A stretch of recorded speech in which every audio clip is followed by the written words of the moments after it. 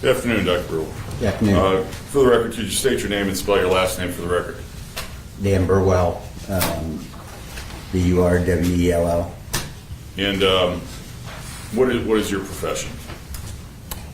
I'm a doctor, family doctor, Okay. Are you also the county coroner here in Richland County? elected county coroner since 2017. Since 2017, I'm sorry. 17 is when we started. The election was 2016. Yeah, okay. And could you tell us just briefly your education, training, and experience to qualify you to be a doctor?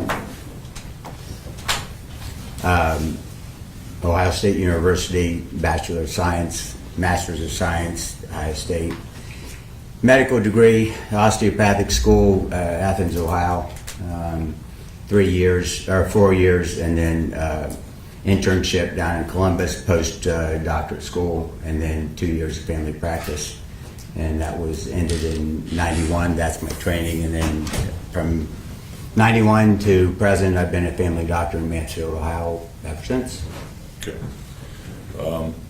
And you are not a pathologist, are you? No. Okay. So tell us, because you're not a pathologist, that means you do not perform autopsies. Am I right about that? Correct. Okay. So tell us what qualifications are necessary to become the county coroner. Well, the statute, I think, is you have to be an MD or DO to be death investigation trained. You know, we have to have, which I have a training in death investigation certification from the American Board of Medical Death, Legal Death Investigators. We went to class back in, it was a week-long class. We have to have, that was in St. Louis, Missouri. We have to have 600 hours of in-field training, and then we take an examination. So I'm certified in that, but that doesn't mean I do autopsies. Okay. And your job as the coroner is to determine cause and manner of death in all suspicious deaths. Is that correct? Certain cases set out by, Ohio Revised Code tells us our 5 categories that we can do natural cases that doctors haven't seen for 3 years, and that becomes the coroner's case in Richland County. But for our jurisdiction, there's 5 categories, and you know them as well, and these guys have probably heard it. We have. You know the 5 categories by now. Right, natural, accident, suicide, Homicide, and undetermined. Okay. Right. All right. And you're right. We've had several witnesses talk about all of this. But you also are charged with determining, you're having to sign off on cause of death, which is you get an opinion from where when you try to determine cause of death. In other words, when somebody dies in suspicious deaths, where are the bodies sent for autopsy? In Richland County, we've used Montgomery County for several years. As do 46 or so out of the 88 counties in Ohio. Their service has been fantastic. Their leadership has been fantastic. They provide Richland County, the victims, the deceased, a great service. We'll after I order an autopsy, we'll send the patient down, or the victim down at 4:30, 4 o'clock in the morning. 7 o'clock, Montgomery County will do our autopsy for us, and we're back to the morgue or to the funeral home, that day. So it's one of those things that they provided a great service. Okay. And you contract with them, correct? You have a contract with them to do that service, right? Every year I guess we have an agreement that it'll cost this much. They haven't changed the price for the last many years. But I'm just saying, I guess I don't know if we signed something or not, honestly. Okay. But at any rate, when they do the autopsy, they provide you with a report, correct? Correct. And in that report, one of their duties is to determine the cause of death, right? Correct. Do you follow that cause of death usually? Cause of death almost always. I mean, that would be considered the gold standard. Okay. So you've been doing this 17, 18, 19, 27 years? 7 years. I was an assistant coroner in Richland County for 10 years before that. So, Okay. yeah. So 17 years. Have you ever, but I'm asking you as the county coroner, have you ever disagreed or put something else on a death certificate for cause of death than was determined by the pathologist? Yes. You have? Yeah. Okay. How many times? Not very many. Couple times that I can recall. Okay. Do you recall what the circumstances were? I think mostly they didn't have some evidence that turned up later that changed the cause. Okay. Yeah. And when you did that, did you call them? Did you consult with them, or did you just change it? I just changed it. Okay. All right. So you had the duty to sign the death certificate for Alexander Rios, correct? Yeah. You know that's why you're here, right? Yep. And showing you what's been marked for identification purposes is State's Exhibit Number 2. Yes. Is that the death certificate or copy of the death certificate in this case? Yes. And you signed that, correct? Or Yes. filed it? Yep. And you determined the cause of death to be what? At the time in 2019, it fit excited delirium. Okay. And that was the same thing that Dr. Lehman and Dr. Paul, from their report, gave you that opinion, correct? Yes. Okay. And then you determined manner of death. What's the manner of death you determined? Accident. Okay. You had originally filed a death certificate, and I don't know how this works, so please help me. You originally filed a death certificate that said undetermined. Do you recall that? Or under investigation? Pending. Pending? I mark it pending while the autopsy report's coming back. Okay. Is that usual? That's very usual. Okay. Yep. And so tell me what led to your determination of calling it an accident as opposed to a homicide. Well, after looking at all the evidence, the video evidence, the medical records that we got from the hospital, the autopsy report, you put everything together. And I felt certainly that this did not look like the definition of homicide. Homicide being strictly a death caused by someone else. I think the way the National Associated Medical and Examiners interpret accident would be there was a death, it was not intended, and it was caused by injury or poisoning. That fit this situation to me the best. Well, and we all know he wasn't poisoned, right? No, he was injured. Okay, so injured. But he was injured by another person, correct? Without intent. That's why I called it an accident. Okay, so but you've told us that homicide, as you define it, I'm not going to put words in your mouth. How do you define homicide? An injury caused by another, usually by lethal force, usually by a gun. Oh, what? Whatever. Oh, okay. Yeah, it's usually, you have to judge what force was also used, what mechanism was used. And I think in this case, obviously, this was not a police-involved shooting where we've had to put homicide on something like that. Right. But have you ever heard homicide defined as death at the hands of another? yes, Okay. Do you agree with that? yes, Okay. And wasn't that this case? no. Okay. You don't believe he died at the hands of another human being? I think there was more than just that involved, Okay. including the drugs. I mean, there was an altercation there were drugs involved. You could not make a determination that this was plain homicide in my mind. Well, you say there's drugs involved. What leads you to that conclusion? The way Mr. Rios was acting in the drug cell, in his jail cell. I'm sorry. Just the way he was acting. Absolutely. Okay. And his urine drug screen at the emergency room that said he was on probable amphetamines, which I believe was methamphetamine. Why do you believe it was methamphetamine? But the way he was acting. Okay. You know there was no confirmatory test, right? You know that. It was a presumptive test.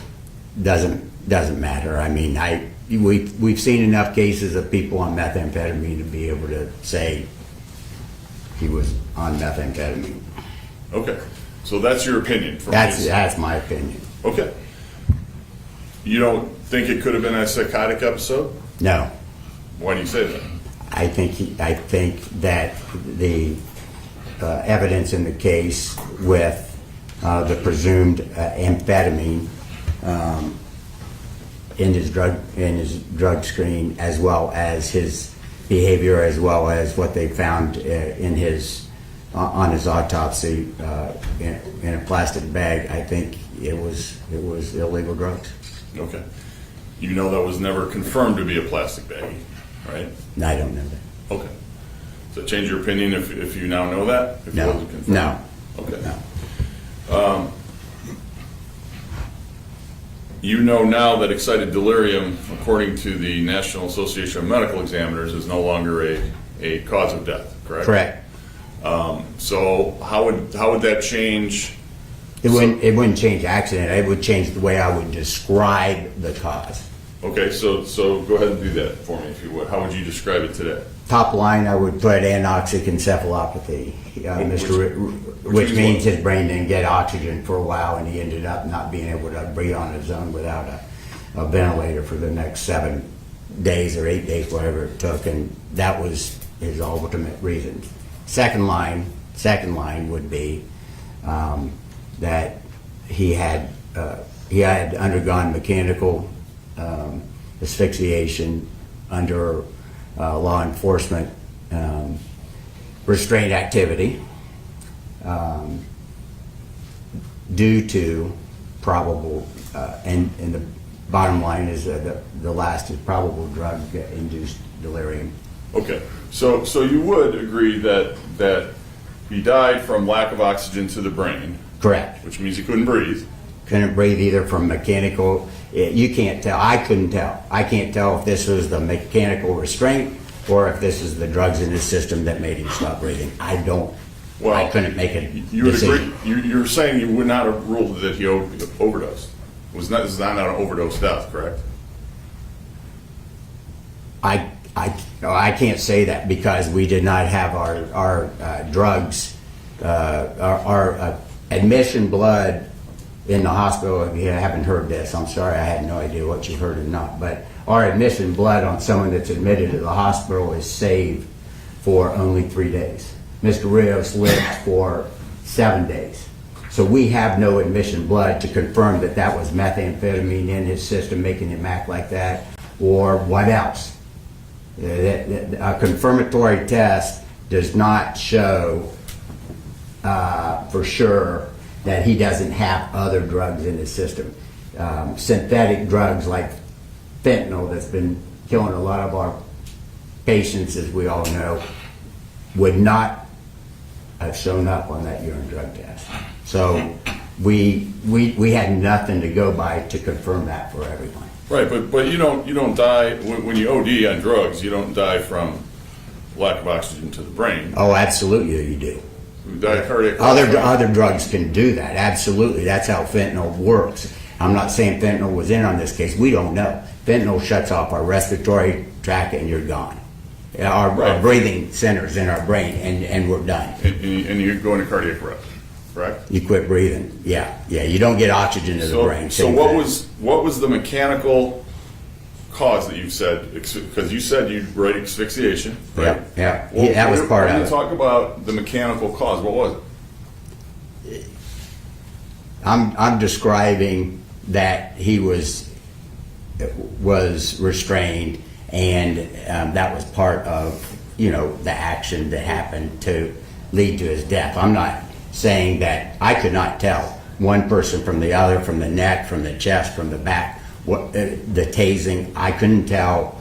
Okay. But you can't. I couldn't make that judgment. Well, did you see someone standing on the back of the back portion of his scapula and lower neck? Did you see that in the video?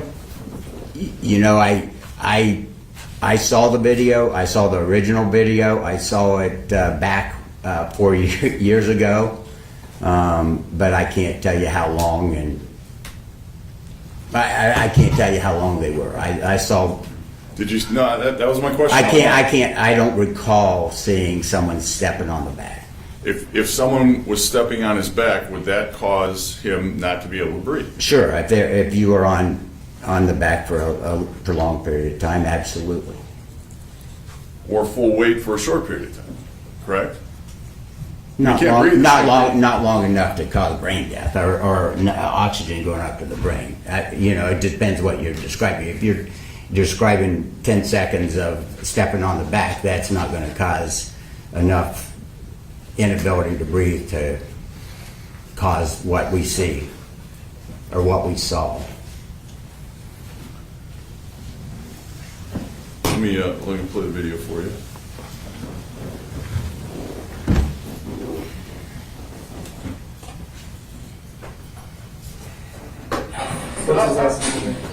Rios, I need you.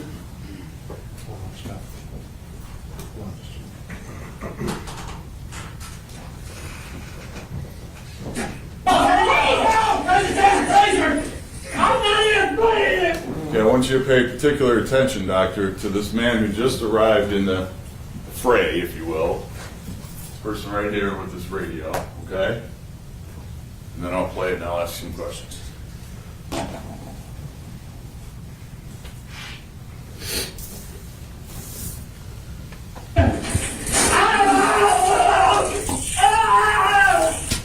You see him leave I did. right away? Did you know he got tased? I know someone got tased, but I didn't Okay. realize who did. Okay, I want you to pay specific attention to when he returns the skirmish, whatever you want to call it. Glasses, let me go out the glasses. Surrender! Ow! Ow! Ow! All right! Ow! Oh! Can someone Try tasing. Can you explain to me? See right there? I see a You see foot. Yeah, I can't see what's happening. Well, okay. If you'll assume for me, well, I want you to assume if that's Officer Cooper's left foot, can you tell what his right foot's doing? No. Okay. You will in a minute. Or less than a minute. You're dumbass! Now you're the dumbass. See now? No? Sorry. I didn't say you were. Oh! Something took out of himself. Really? Yeah, he's like, Oh! Ah! Yeah. Okay. Yeah. There, I see it. Your hand behind your back. oh shit. Somebody take it. He's on some type of. Oh, keep playing. You need to. You see him shifting his weight all the way around to him for him to get to his from Mr. Rios's left side, laying prone to his right side. Mm-hmm. And how did he accomplish that? Did he take his foot off his back? I don't think so. Right. He put all his weight on to kind of hop over to the left side, right? Fair statement that you just watched? Okay. Do we have anybody else available?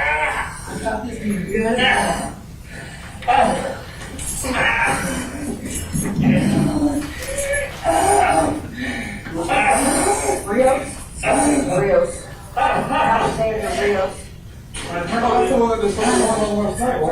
Yeah, he thinks he's supposed to be out of there and he's bring it out the wall. See that? Yeah. His left foot's off the ground, correct? Yeah. You agree with me? Yeah. I don't know if I was this just is. asking if his left foot's off the ground. That's all I asked. Yeah. Okay. Yeah.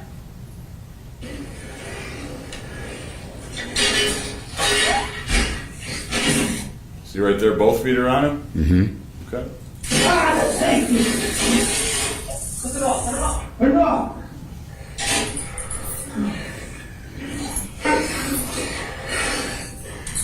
No. Let go of the cup. I'll fucking. Let go of the cup. Right up there on the wall.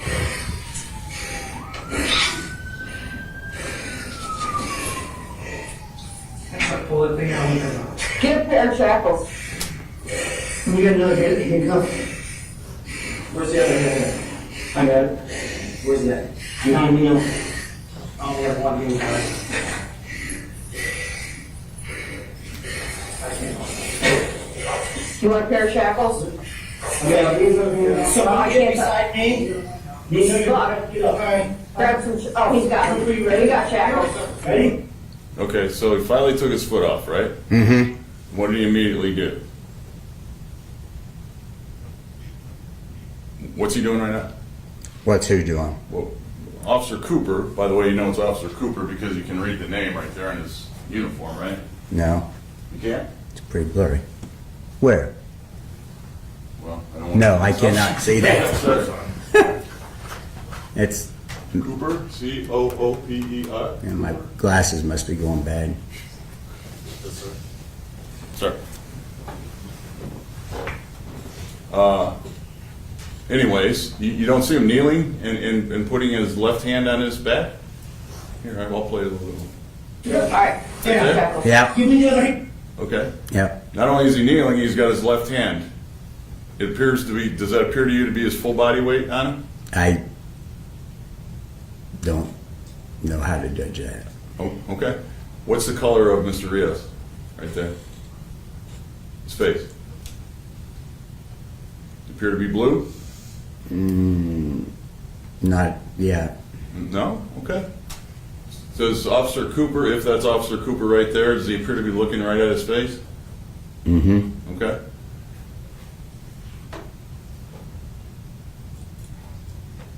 And. Ready for it, guys. There and Sorry. Sorry about that.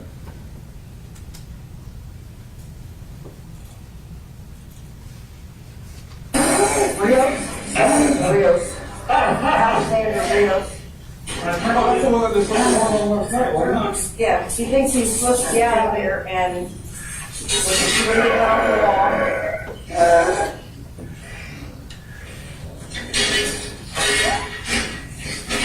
Ah, thank you. Put it off. Put it off.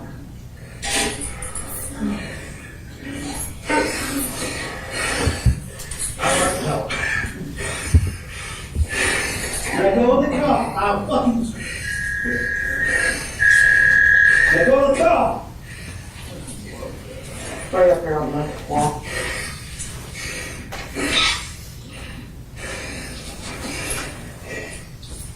Pull that thing out. Get a pair of shackles. You got another handcuff? Where's the other handcuff? I got it. Where's that? Behind me. I only have one handcuff. I can't. You want a pair of shackles? Okay, these are handcuffs. So I I can't get beside me. These are your. Okay. Grab some, oh, he's got them. You got shackles. Ready? All right. Yeah. Shackles. Give me the other hand. Ready for it, guys. You got it? Shackling down there. This glove. You notice Officer Cooper's kind of top of his head turning a little red there as we're going forward? It seemed to indicate he's putting as much pressure as he can on him. I can't see that. Keep watching. Right there. See it? Yeah, everybody's head would be turning red looking down. Well, but all he was doing was standing on him. He wasn't struggling with him. He was just standing on him. I don't know. Well, you agree with me? His head is red. Agree or disagree? I guess. Too late. Get it one second. Where's the right side? Is that something you should do? Let's slide this foot out there. That might be able to cinch up around his ankle. Do his ankles now, so. All right, so doctor, that's the main part I wanted you to see. Is that, first of all, is that the video you watched? No, it's not. It is not. Never seen that video. Okay. What video did you see? I was told it was the video from the jail. It was a longer distance video. Okay, but it depicted those events, correct? I From a long distance, it did not depict what you just depicted Okay. close. Yeah. But I'm saying it depict. My question is, did it depict that skirmish? When you're not talking about a different video, are we? A different incident. I saw the skirmish. I saw the skirmish, but I did not see that video. I guess you're missing me. I'm missing you. Was the video you saw of that same event from a different angle? Yeah, from a different angle. Okay. There you All right. go. That's what I'm trying to make sure of. And having watched that, or having watched this different angle now, does it change your opinion about what caused Alexander Rios' death? No. You don't think Officer Cooper standing and kneeling on the back of his back, his torso, in the prone position, caused him not to breathe and not to get air to his brain? I don't think that was the lone cause, no. That wasn't the lone cause? Do you think it was a cause? I think the like I said, with how I would have changed it today. Asphyxiation. Yeah, mechanical asphyxiation due to Officer Cooper standing on his back. Due to a scuffle with the law enforcement. But the other officers didn't cause that, did they? I don't know. I don't know what the tasing did. I don't know who all. I couldn't tell what was going on with the video I saw. I know, but you just saw this one. Well, I just saw that for the first time. Okay, and I'm asking you, having Right. seen that, does that change anything? It doesn't. I think my bottom line was that the drug-induced delirium was a big cause of it. I can't tell you that the mechanical asphyxiation is worse than the drug-induced delirium causing Mr. Rios' death, is what I'm saying. But you don't even know he had a drug-induced delirium because all we have is a presumptive test for amphetamines. I know he did. I mean, that's my opinion. Is he was on methamphetamines? And you don't know to what level? Have no idea. No idea. I think the visual is for us to see. I think it's pretty obvious in the visual. And the visual that we saw Both. Officer Cooper Both. standing on his back. They're all involved, right?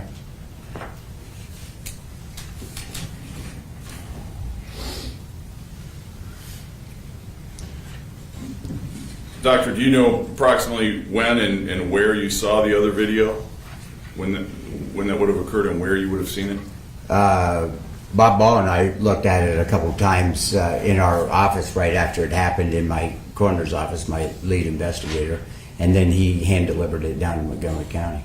What do you mean right after it happened? Because this happened you're aware this happened at night, right?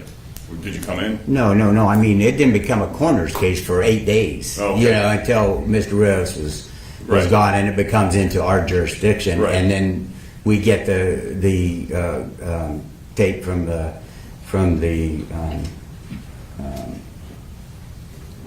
jail, and then Bob took it down to the Montgomery County Okay. So at the autopsy. Right. So I was just going to say, sometime before the autopsy was performed, you watched this video. Correct. Did you or Mr. Ball, your investigator, go down to Montgomery County with any preconceived notions of No. cause of death? No, we were very sad. No. Well, We were very sad for Mr. Rios. yeah, as we all are. But that's not my question. No. My question No. is, did you go down there and say, hey, this appears to be No. such and such? Okay. No. And it wasn't until you got the verdict from Dr. Lehman and Dr. Paul that you made your determination. On cause, yes. And manner. I did the manner. Yeah, Right. I did the manner. So, right, well, I'm sorry, you're right. So, right, they didn't determine that. I think you've told me before, Doctor, that this is the sole time that you've ruled excited delirium as cause of death. Absolutely. Yes. Is- Wait.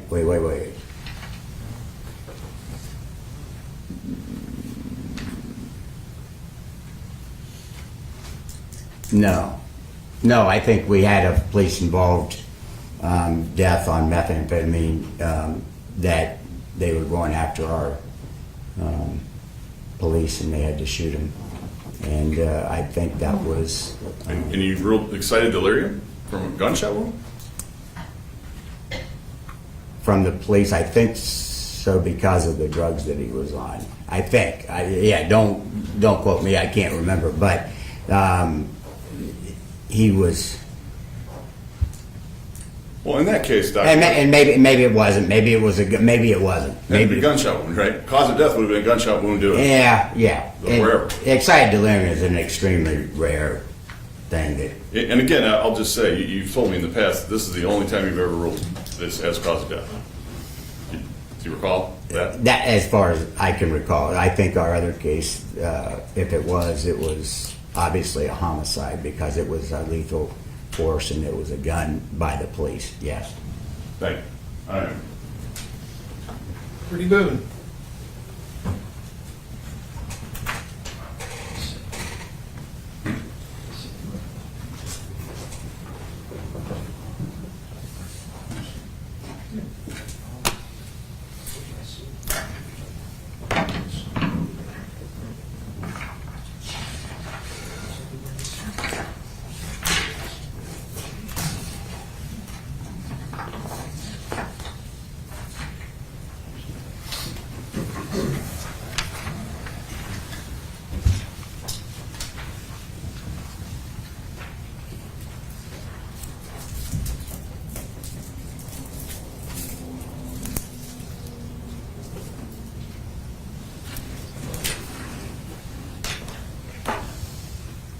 All right. Good afternoon, Dr. Burwell. Good afternoon. My name's Sean Boone. I represent Mr. Cooper back here. All right. I think we've spoken maybe in this same circumstances a time or two in the past. But as you know, I'm going to ask you some questions. Let me know if you don't understand what I'm asking. I'll try to do a better job. Okay? Okay. Thanks. All right. So you talked about your training and experience not only as the elected coroner here in Richland County, but also as a licensed physician, correct? Correct. And I think ultimately you said that for the past 33 years you have been a family practice doctor here in the city of Mansfield. Correct. And just so the jury knows, tell us a little bit about what a family doctor does. Well, really, there are experts in family medicine, and I would consider myself one.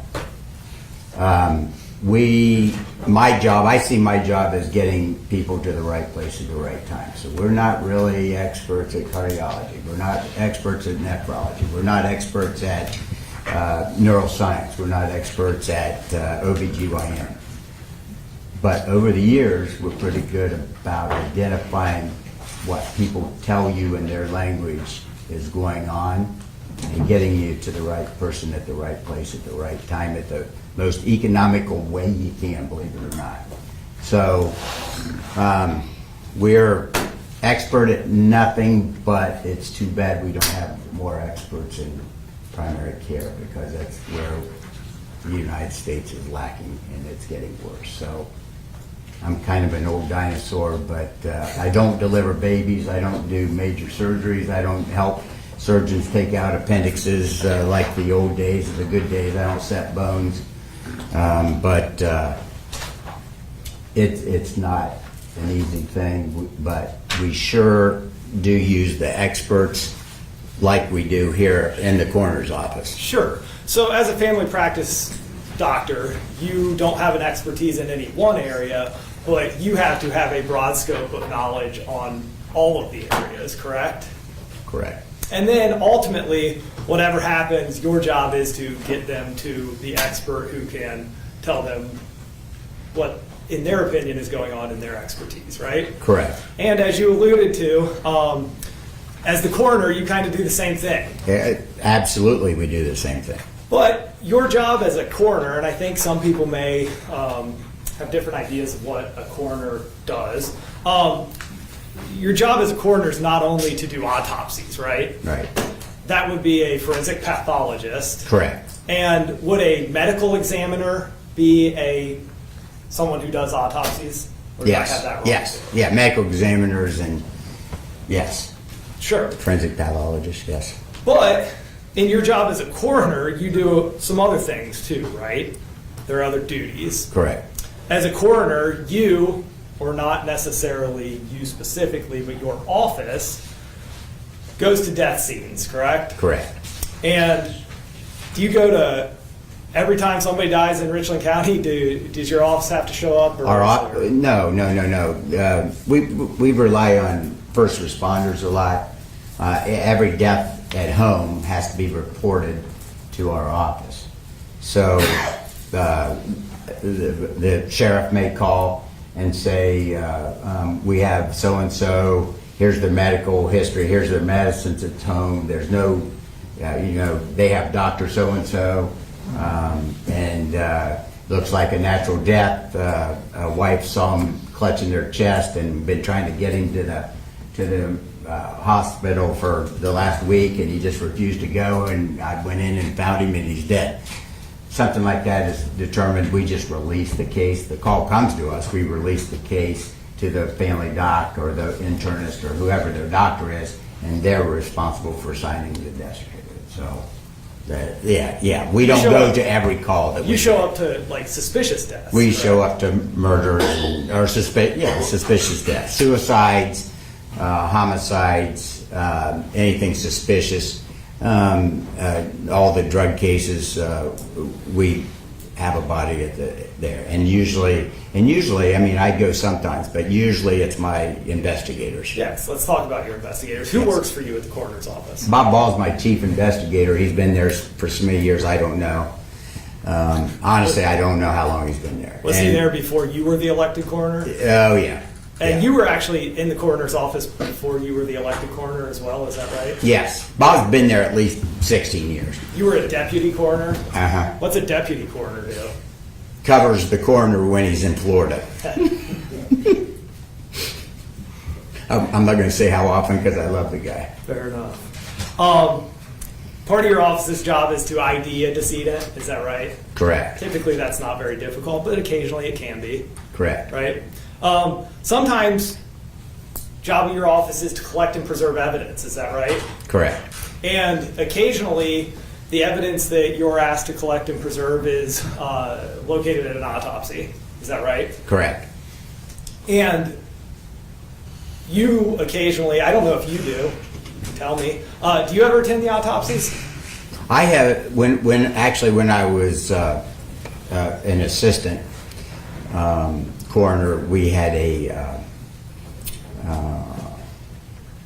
homicide, suicide at the same time, and I went to that autopsy. Okay, so out of all the autopsies that have been done, you can think of one. I've been to So one autopsy Not since typical. in the 16 years. Yeah. not typical for you to attend the autopsies, but somebody from your office might.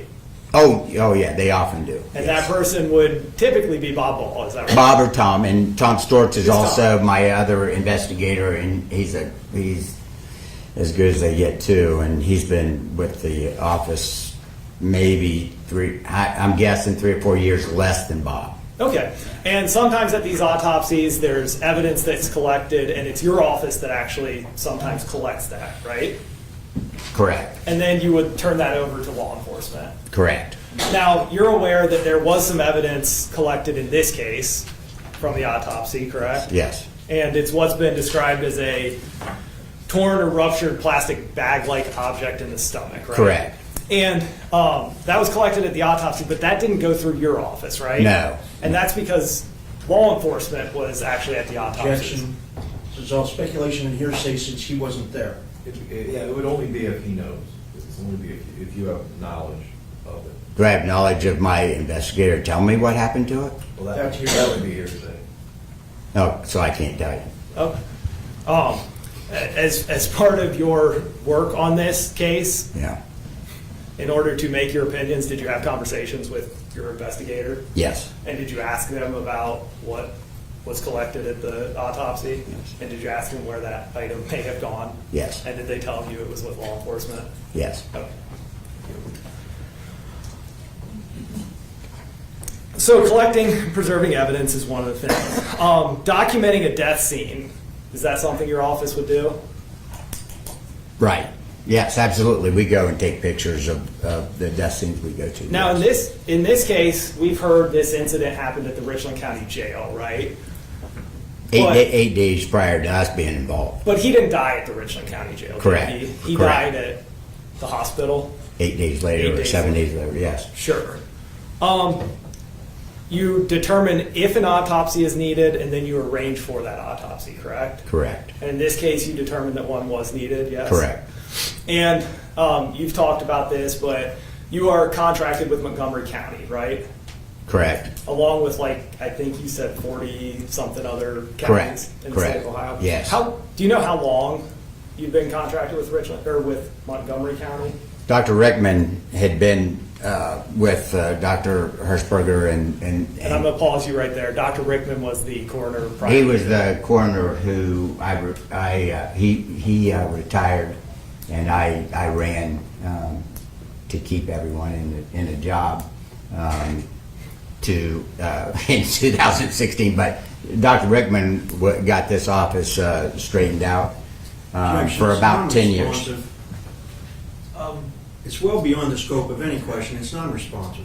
I don't know, I was asking how long, and I think he was trying to explain how long they've been contracted with Montgomery County. okay, I guess we, Dr. Rickman had him. I probably his last 4 or 5 years, I think. So whatever that is, add up 7 and 5. So I think that's cool.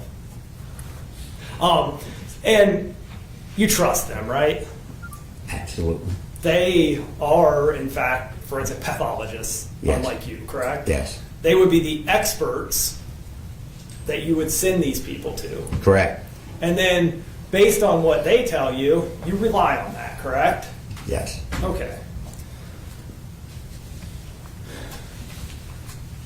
And in the end, it is your job as a coroner to document information in an unbiased report, correct? Correct. You're not supposed to take sides, are you? No. You're supposed to call it as you see it.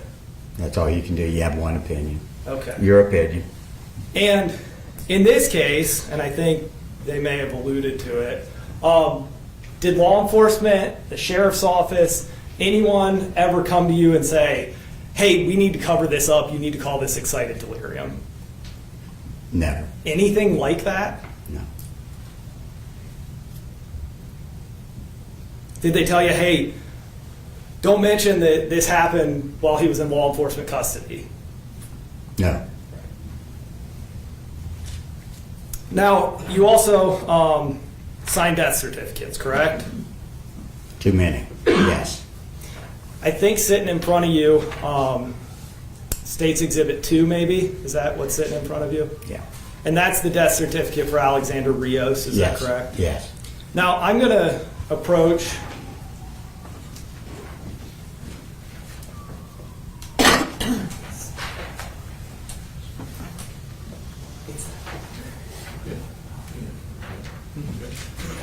you with permission from the court with Defendant's Exhibit E.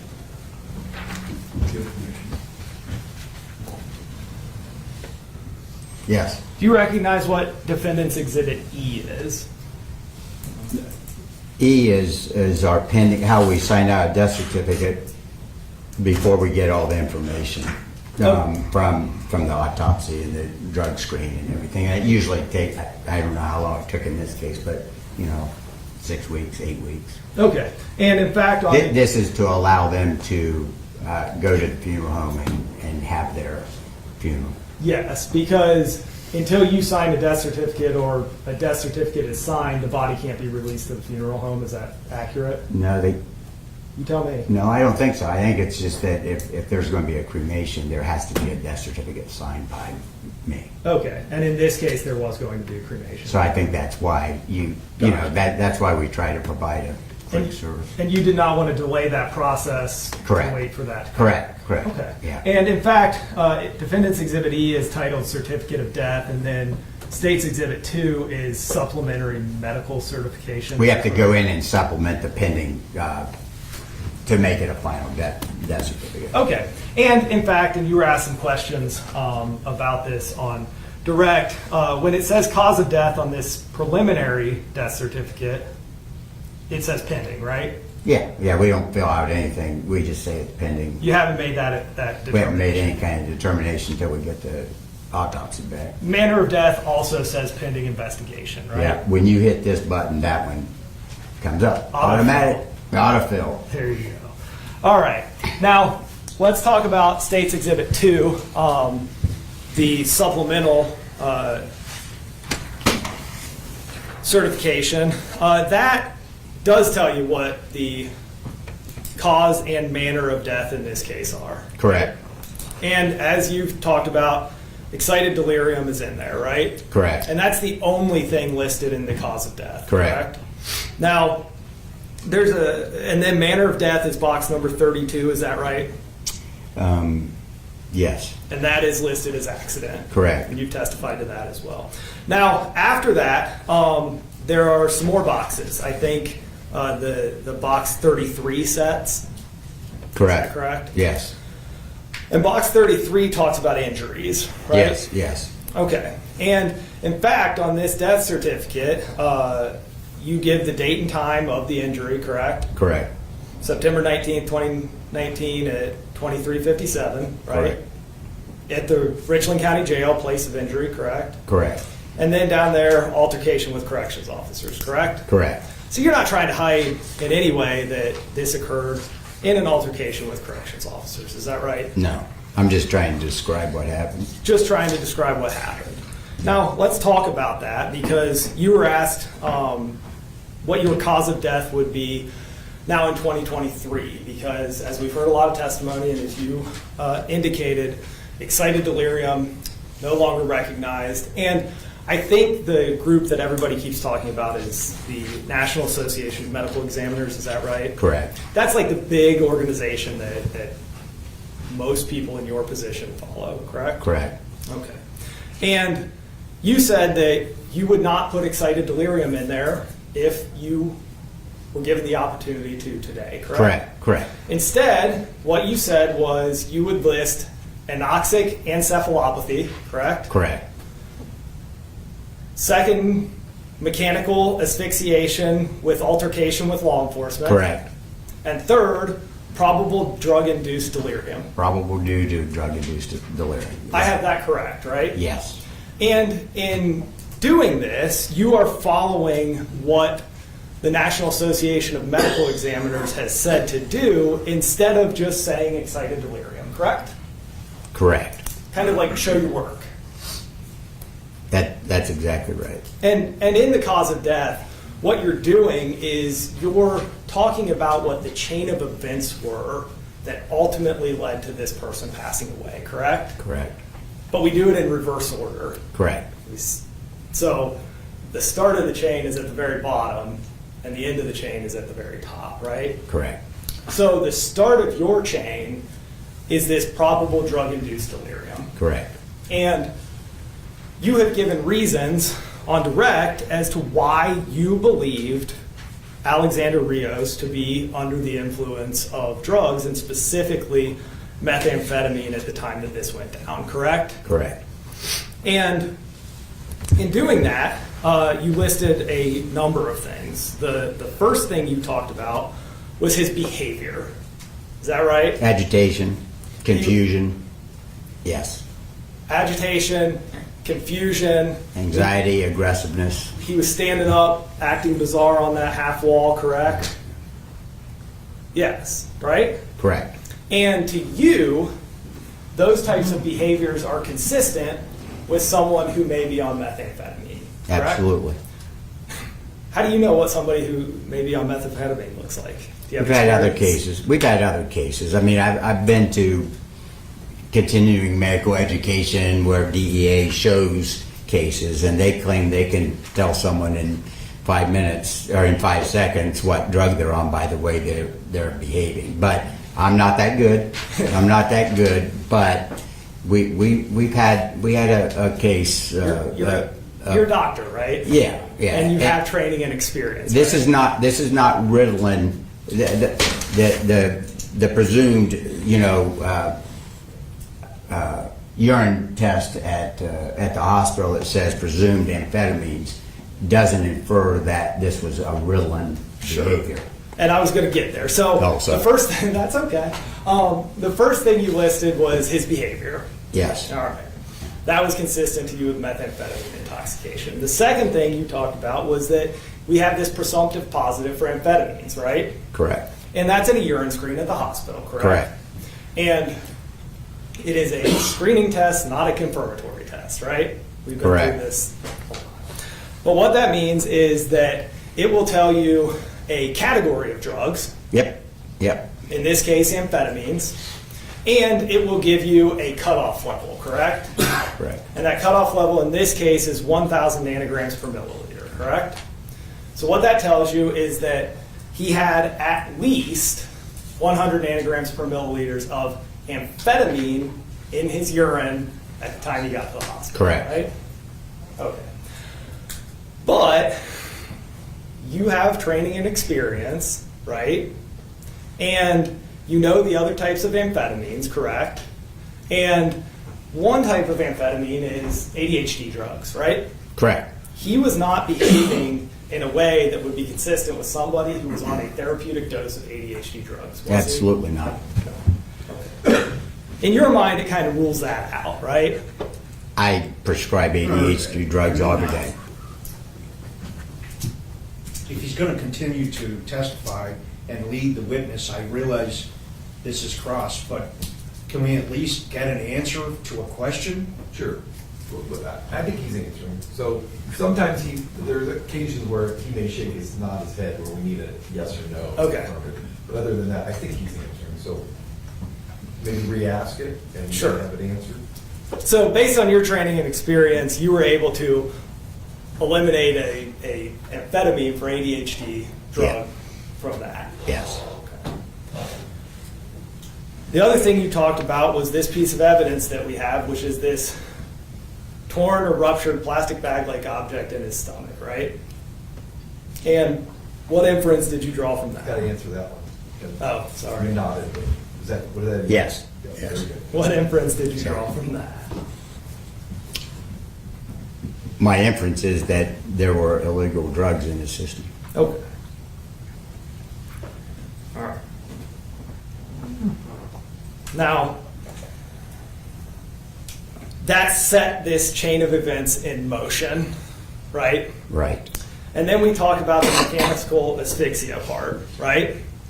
And what Prosecutor Salisbury was doing on that video is he was pointing you to the 7 seconds that Mark Cooper was up on Alexander Rios's back on 1 foot and then for part of it on 2 feet, right? Right. And he, in fact, was up on his back for 7 seconds, right? Objection. If he knows. According to that video, I couldn't tell how long that was. we didn't do a for. countdown. Sorry. Okay, Yeah. that's fine. But you also said, in response to some questioning, that 10 seconds wouldn't be long enough to cause what we saw, right? I don't believe. And that's because, like, I could stand here and hold my breath for 10 seconds, right? Right. I could expel all of the oxygen out of my lungs and still hold my breath for 10 seconds, and that's not what we're going to see, right? Right. But it doesn't change the fact that he ended up in that state, right? Right. And it doesn't change the fact that he ended up dying after that, right? Right. What it does tell us is that those 7 seconds medically likely aren't what killed him, right? Right. Objection. As to. He's already the testified, he's amount not a of time. pathologist, he's not an expert. and I don't believe he can render a cause of death opinion. Okay. First of all, he doesn't know the amount of time on it, so that in the 7-second question, you'd have to ask him if he has an opinion as to cause. So I think I'd rephrase your question.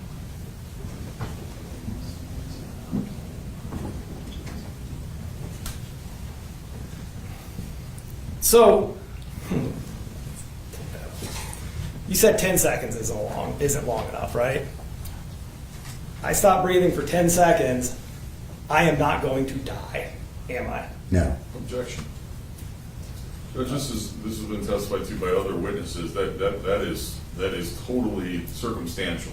Maybe you wouldn't, but under what conditions? Well, you can Holding your breath you is can not what follow happened up. here. Well, and you can follow up with questions afterwards, so I'll rule the objection. Sure. And that's under normal circumstances, right? Right. But what you said when Mr. Salisbury here was asking you about Cooper, what you said is, I can't tell because it's all of this going on, right? Right. That was your And- answer to his question. No, that's correct.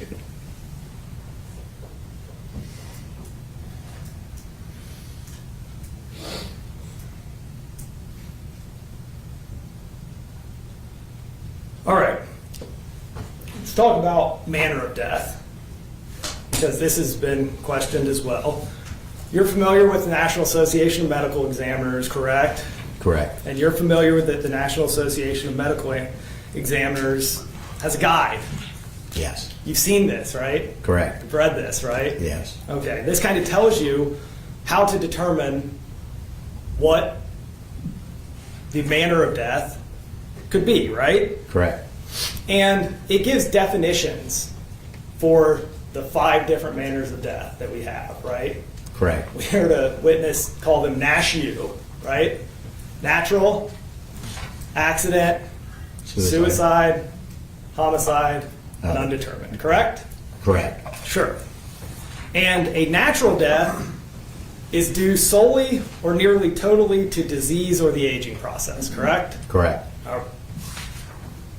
An accident applies when an injury or poisoning causes death and there is little or no evidence that the injury or poisoning occurred with the intent to harm or cause death. In That's- essence, the fatal outcome was unintentional, right? Correct. That's the definition. Correct. Suicide results from an injury or poisoning as a result of an intentional, self-inflicted act committed to do self-harm or to cause the death of oneself. Definition of suicide, right? Right. Homicide. Homicide occurs when a death results from a volitional act committed by another person to cause fear, harm, or death. Intent to cause death is a common element but is not required for the classification as homicide. Correct? That's what they defined it as. As homicide? Yes, that's what it says in this. Would it refresh your recollection to actually take a look No, at I it? believe you. Okay. Yes. There's another part to that. It says it is to be emphasized that the classification of homicide for the purposes of death certification is a neutral term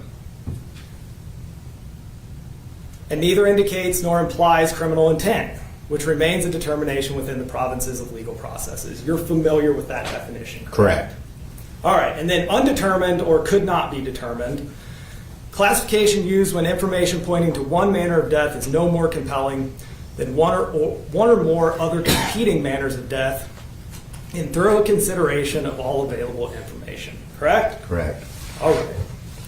And you looked at this entire case back in 2019, right? Correct. You've been asked a bunch of questions here today. I think you've looked at it again in preparation for your testimony here today. And you have told us that you would change your cause of death, but your manner of death would remain as accident. Is that correct? That's correct. And nothing that you've heard here in court or watching that video has changed your position, correct? No, it wouldn't. And that's because to you, in your job as the coroner, there's little or no evidence that the injury or poisoning occurred with the intent to harm or cause death, right? Right. Accident. Accident. I don't have anything else, Judge. Follow-up question. Nothing else. Nothing else? Do any of the jurors have a question for Dr. Burwell? Dr. Burwell, I don't see any questions, so And you're about to give this court today's the truth, the whole truth, and nothing but the truth, so help you God. I do. Please be seated.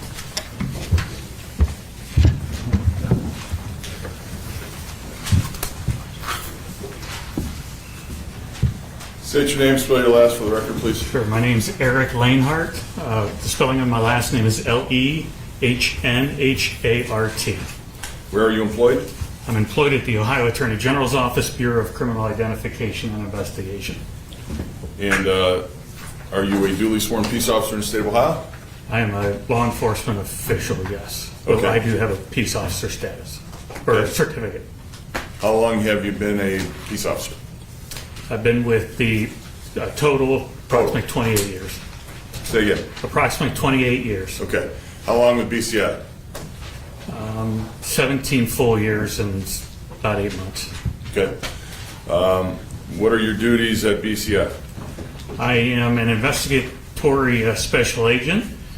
So at the time of this, I was assigned to the Richfield Regional Office. My primary duties are public official corruption, financial fraud, officer-involved critical incidents, Okay. things like that. Where are you assigned now? Where am I at now? Yeah. I'm actually assigned to the Ohio Organized Crime Investigations Commission. Okay. Tell us what BCI&I is. So, the Bureau of Criminal Identification and Investigation is the best way to describe it is we are, for the most part, a requested law enforcement agency, which means somebody with jurisdiction, whether that would be like the county sheriff, the prosecuting attorney, or a police chief, and in some instances you could be like a municipal law director or mayor in some cases. I'm sorry. And we do have original jurisdiction in a very few topics like narcotics, economic crimes, and some things like that. But our jurisdiction is very limited outside the request. Okay. And so tell us how BCI in general and you personally became involved in this case. So it was on a Sunday, I believe it was September 29th. It was after lunchtime, somewhere around between maybe 12:30, 1:30. I received a phone call on one of the two of my phones, and I don't recall which phone it was, but it was a phone call from the then county prosecutor, Gary Bishop, the late Gary Bishop. Okay. And so what was the nature of the call? So the phone call was somewhat frustrating on the prosecutor's part, but because I have been involved in other cases in Richland County, obviously he had my phone numbers, so he called me to tell me that he was made aware that through the Sheriff's Department administration that there had been some kind of a critical incident in the jail, and that subsequently the person that was involved in that critical incident at the jail had passed away. And during that conversation, he made it known to me that the incident actually took place, I believe he said it was on the 20th, and what caused him frustration was that the gentleman that was involved in the critical incident, as far as the inmate, left the jail. He had been advised that then they went to the hospital, was in the hospital for 7 days, and then passed away on the 27th, I believe. Okay. And then he was made aware the morning of the 29th. Okay. So not only did he not know about the incident, he took him a day or two to inform him that the inmate had died. Right. Okay. And so why did he call you? He called me to request BCI's assistance in reviewing or looking at the in-custody death. And why is that? Why you? Why couldn't the Richland County Sheriff's Office do it? I mean, I think it's pretty obvious, but just tell us. Well, I will say since this incident has happened, we have somewhat changed our policies moving forward on this. But why me as opposed to the Sheriff's Department? No, why BCI? Not you personally. Well, why BCI as opposed to the Sheriff's Department? Yeah. We tend to get called in on things that either there's some kind of an expertise level that needs to be done, whether it's the crime scene unit or whether it's maybe forensic testing at the lab. There's different reasons. And this reason, he called us because he stated on the phone that he had a conflict of interest. Okay. But that's how we became involved, quite frankly. He had a conflict, so Medina County's prosecutor's office became involved. But BCI, again, they didn't want... Isn't it because they didn't want Richland County Sheriff's Office investigating their own employees? Isn't that the reason BCI was called? I don't remember that was the exact reason that he told me. I do recall that he had a conflict, and because of that conflict, there was 2 employees, one being a corrections officer and one being, I believe, an assistant prosecutor, either had currently or had been at his office. Well, I think a lot of it's hearsay, so I think it can only be offered to show what he did next. It's just a So I think at this point, he got a phone call, it looks like, and that's why he got involved. And I think so. But what happens, ladies and gentlemen, is he can't say what the late prosecutor Bishop told him as that is what happened, but he can say this is why I ended up doing what I did was because I got that phone call. So that's how that's being offered. So I think we're ready to move on. So when you got the assignment, what did you do? I then called my supervisor at the time, and then the following morning, which was I think the 31st, I had some other conflicts, but eventually that assignment was given to me to at least be the lead. Okay. And go ahead. Tell us what you did as part of your investigation in investigating this case. Because when we found out, or I found out that, I had ended up making some phone calls, and I believe one of the very first phone calls that I made was to Captain Zahner at the Sheriff's Department. That he has been the one in the past that we've went to as far as agency to agency contact. Made contact with him, and I was told at that point in time that Alex Rios, who was identified as the individual involved in the critical incident, was going to be sent down to Montgomery County either that evening, Sunday evening, or Monday morning for the post-examination. Okay. And as a result of that, what happened?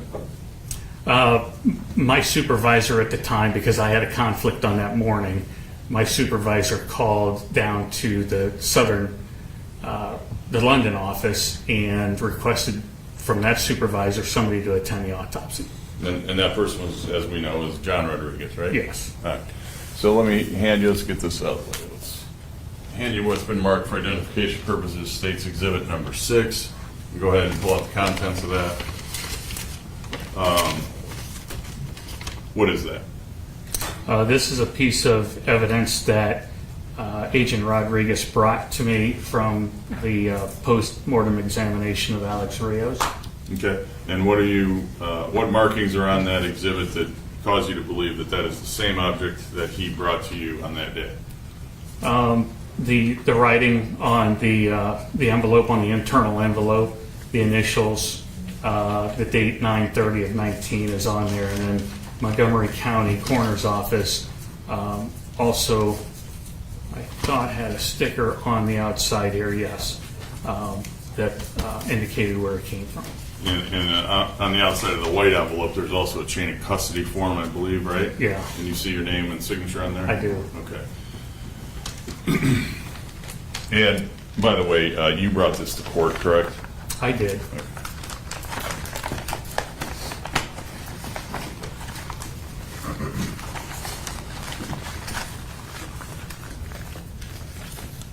So, when you were made, after that, after the autopsy, what was done next? Did you gather Yeah, so after any other evidence? I got that from John Rodriguez, then I turned and started, I was getting ready to come back up 71, and I happened to notice in the actual bag that whatever the item was at the time, or what the item that's in there was starting to gas off a little bit, which means I had to presume that from me being a prior crime scene agent, evidence that's damp has a tendency, if it's put in plastic, will start to degrade. And I noticed from my experience in past cases that this was starting to kind of get a little bit of bubbling to it. And I knew it was starting to gas off. And sometimes evidence will do that. It'll start gassing off easy or pretty quickly. I knew I wasn't going to be able to get back to the Richfield office in time for us to get this submitted to the laboratory, and I wanted to get it dried, so I picked up the phone and I called the Mansfield Crime Lab and talked to Tony Tambasco, who agreed to stay a little bit later in the day until I got up there. So when I got back to Mansfield, I met Tony, and he took the item to put it in his drying chamber for us to dry it out and stop it from degrading. Okay. Go ahead. Tell us what other evidence that you eventually got some videos from the jail. Is that right? We did. We ended up eventually making contact that week with Captain Blunt, the jail administrator, and also Captain Zahner, which I mentioned earlier, the captain in the patrol division at the Sheriff's Department. And they started to compile videos and things that we would normally ask for in the course of something like this. You know, reports, any voluntary statements.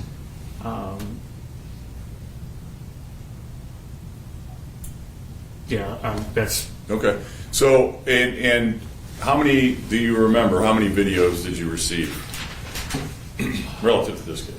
so there was initially we received the Sony video, and then we also received, I think there was 4 or 5 additional cameras that are fixed in the jail. Okay. And what, if anything, did you do with all of those videos? So what did we do with them? Yeah, what did you do with them? So what we do is we take them in whatever format they're in, and our records management system isn't such to where we can upload videos. So those are generally put in a what we call a physical case file. Okay. But I mean, at some point, you took them somewhere and compiled that 4 side-by-side, or whatever you want to call it, video all in one and had them synced up. Is that accurate?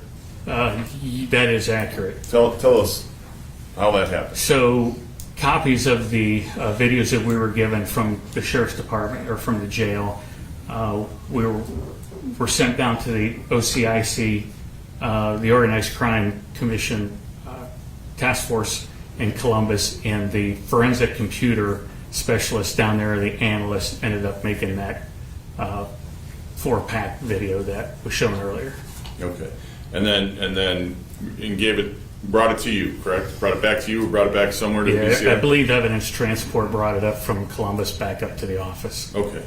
And you requested that be done, is that right? Yes, the team did. Okay. You also, did you also get in State's Exhibit D, the Alexander Rios's full medical records?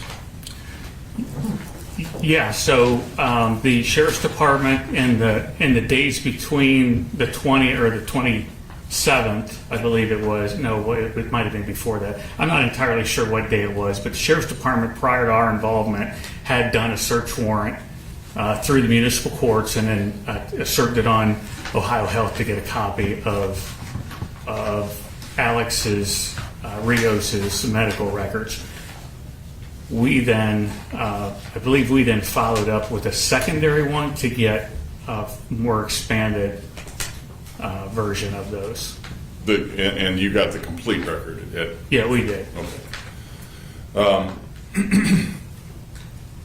Did you also reviewed some statements, is that correct, of the COs involved in this case? Yeah, initially we were given statements from the corrections officers that were involved, and at the beginning of this I didn't touch them at all because I wasn't confident in knowing whether they were Garrity protected or not, so I left them. Eventually then Captain Blunk and through some of the other documentation. Yeah, come on.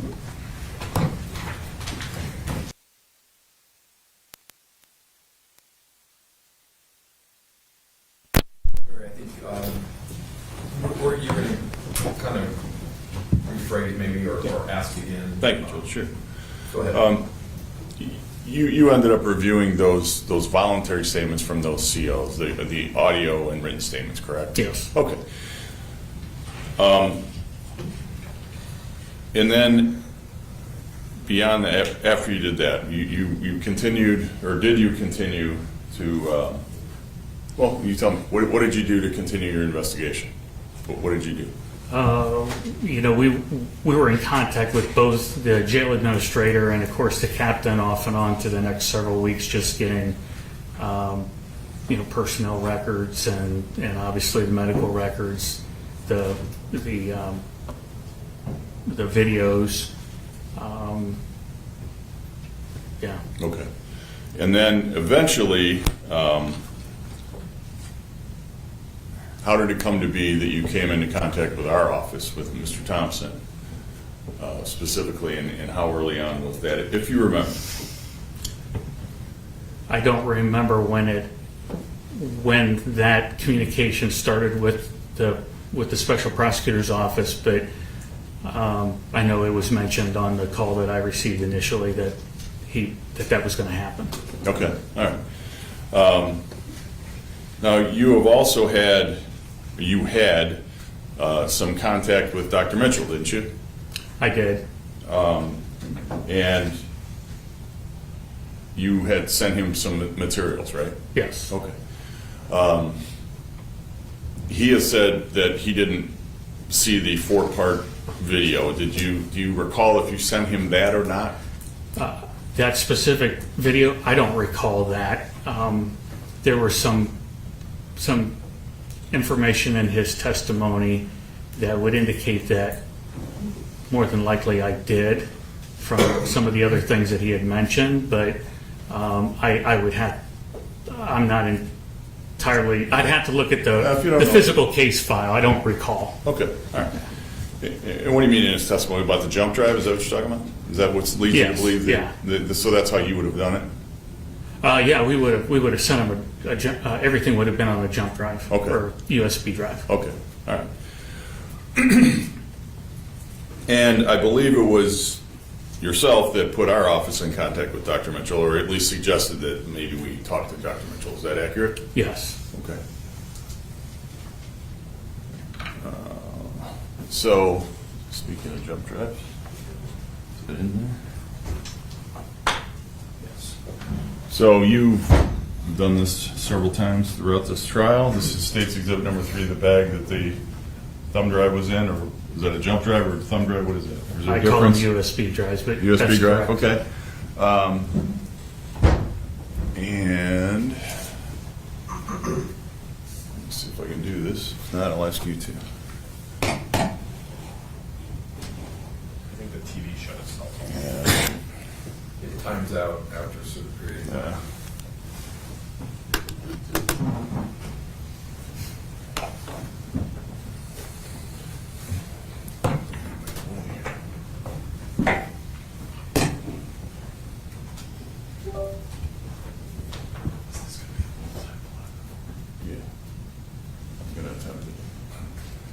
double click this, is it gonna work? So we've been provided with this video just before it starts playing. We're not going to object on any authentication. We're going to stipulate that it's automatic without maybe people from the CIC or anywhere else. What's his last name? Rios. Rios, I need you to come down so we can. Okay. Alright. Alright. I'm not gonna call anybody unless you come down from down here. Okay, this is the last time I'm gonna ask you. I've asked you for like 5 minutes. I'm not gonna do it anymore. Okay?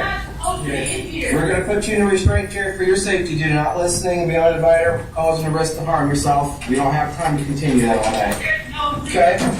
Alright, this is the last time I'm asking you. We're gonna go in. We're gonna go ahead and put you in the chair. Why can't you just open the door? Alright, come on down. No. Handcuff. Is that a yes or no? I'm supposed to. Go ahead and turn around, put your hands behind your back, and cuff up for me. If not, we're gonna come get you. All the way over. Alright. You got No? wrong, man. Okay, we're coming to get you. All right, let me pause right there. So, tell me what these 4 angles are. We know that the top left is what? That's what was identified to me as the Sony handheld camera. Okay. And this is what angle? Now we've all seen the jail at this point, but what angle is this? Where's that camera located? It's in the booking area, Okay. but I'm not. So the way the map is at the jail, those cameras are actually identified by, I believe, the closest cell that's to them. So I think there was like one of them was camera 20, and without my notes I wouldn't know what the. But That's it's okay. I don't see it. This is obviously the officers at the door, right? The yes, cell door Yes. that Mr. Rios was in, correct? that's correct. So that's, well, speaks for itself. I'm sorry. And then this angle is, again, seems like the furthest away because there they are there at the door, correct? Yeah, those employees are standing outside of Alex Rios' cell. Okay. And from here, and I'm just seeing it, that appears to be the cell. Yes, it does. Okay? All right. And the purpose of doing this is these are synced in time, correct?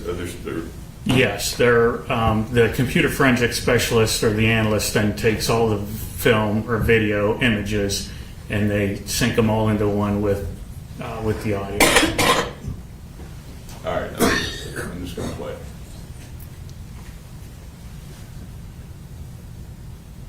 Below that in the corner.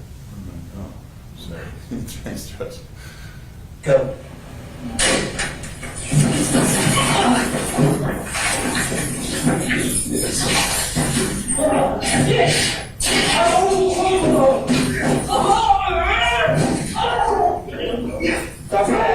Hands behind his back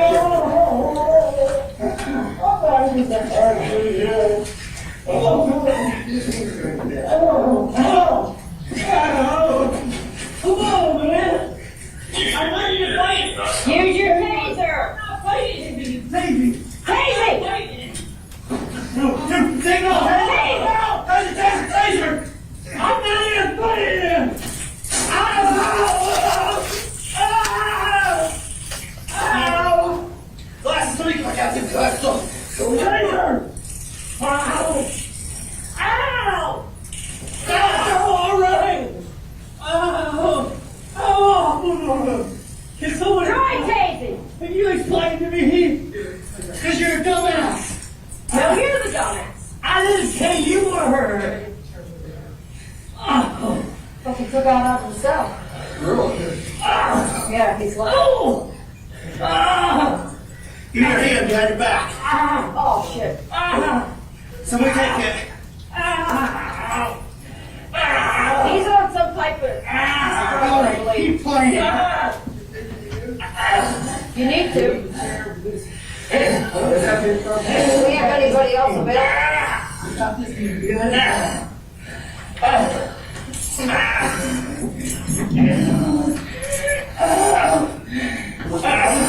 Rios? Rios.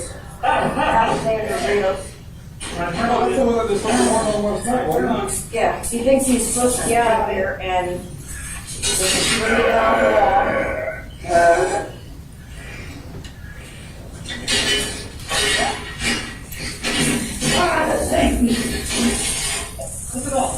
Turn it off.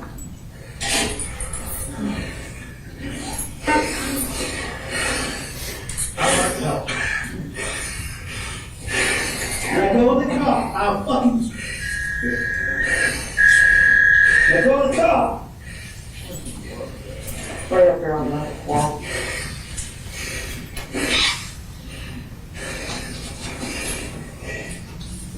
Pull that thing out. Get a pair of shackles. Can we get another hit? Can you come? Where's the other hand? I got it. Where's that? Behind me. I only have one hand card. I can't. You want a pair of shackles? Okay, these are here. So I can't beside me. These are Lock. Get up. All right. grab some. Oh, he's got them. He got shackles.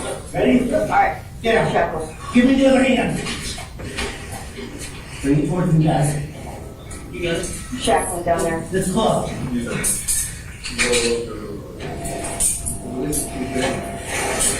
Number 2, Lou? Yeah, one second. Where's the ring? Is this on these 2 baby? Go slide this foot out there. Okay, I'll send you up around the ankle. Do his ankles now, so. Keep going.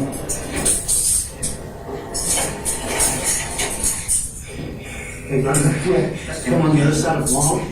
When we come up, we're going straight up into the chair. All right. Go Rob behind you. And Mark behind you. I got you.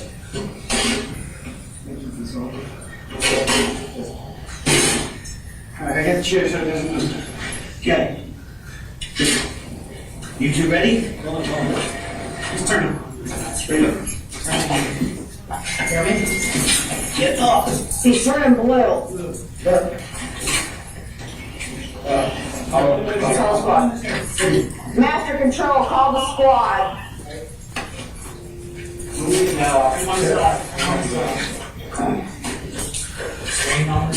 Give one sec.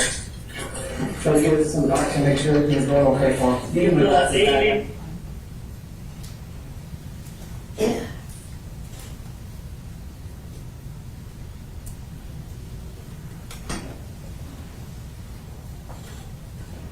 At this point, there's no more audio, is that correct? That's correct. These are just, now we're just watching 3 jail cameras, correct? Correct. Did you ever find out why that handheld cut out and just run out of battery power? That I don't know why it cut out.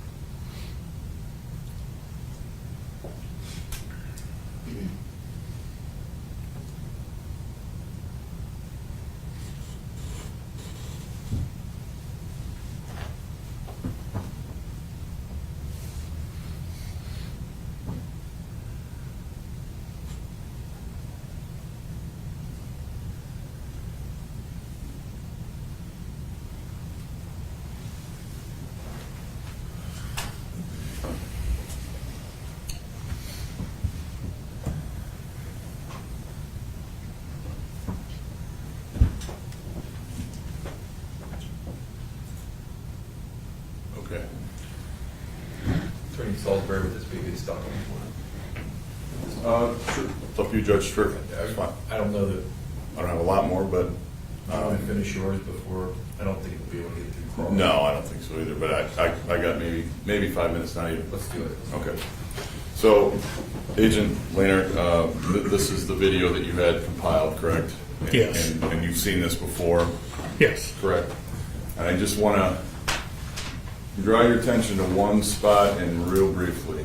We're talking about when he leaves the cell and runs around the corner, and I ask you to pay attention, if you would please, to the lower left-hand.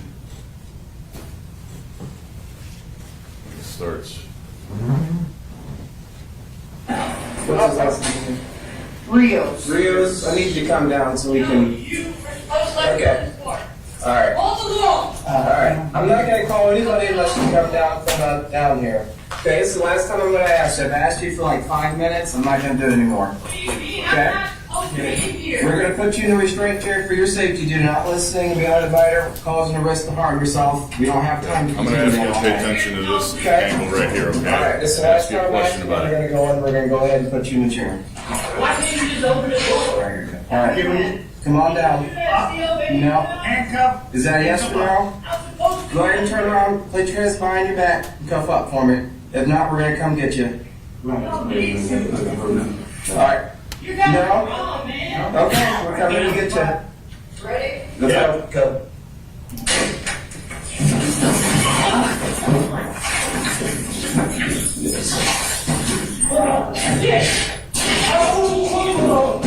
Right there. How many men did it take to take him down? There's, according to that Watch video, again? I can see one. Right.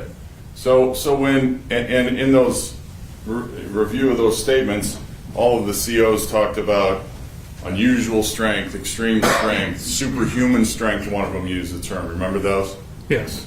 Does it seem like superhuman or unusual strength when he's clearly taken down pretty easily by one officer? I mean, I wasn't there, so, Well, It okay, does- it stands for itself, but one officer took him to the ground by himself. yes, that's what I see. Okay. Now, having you obviously reviewed this and then had some meetings with, you had a team of investigators at BCI, but you were the lead, right? Well, we had a team of employees, not necessarily investigators. Okay, but okay, yes. fair. But you were clearly the lead. Yeah, So, after you completed the investigation, you met with myself and Mr. Thompson, I believe, on this case out at BCI? yes, And then it was decided that we would go to grand jury, is that right? And that's the Yes. next thing that happened? yes, And then you were there, right? yes. Yeah. Let me get this. See, I almost forgot. I told you don't let me forget. So just for the record, to establish venue, this happened where?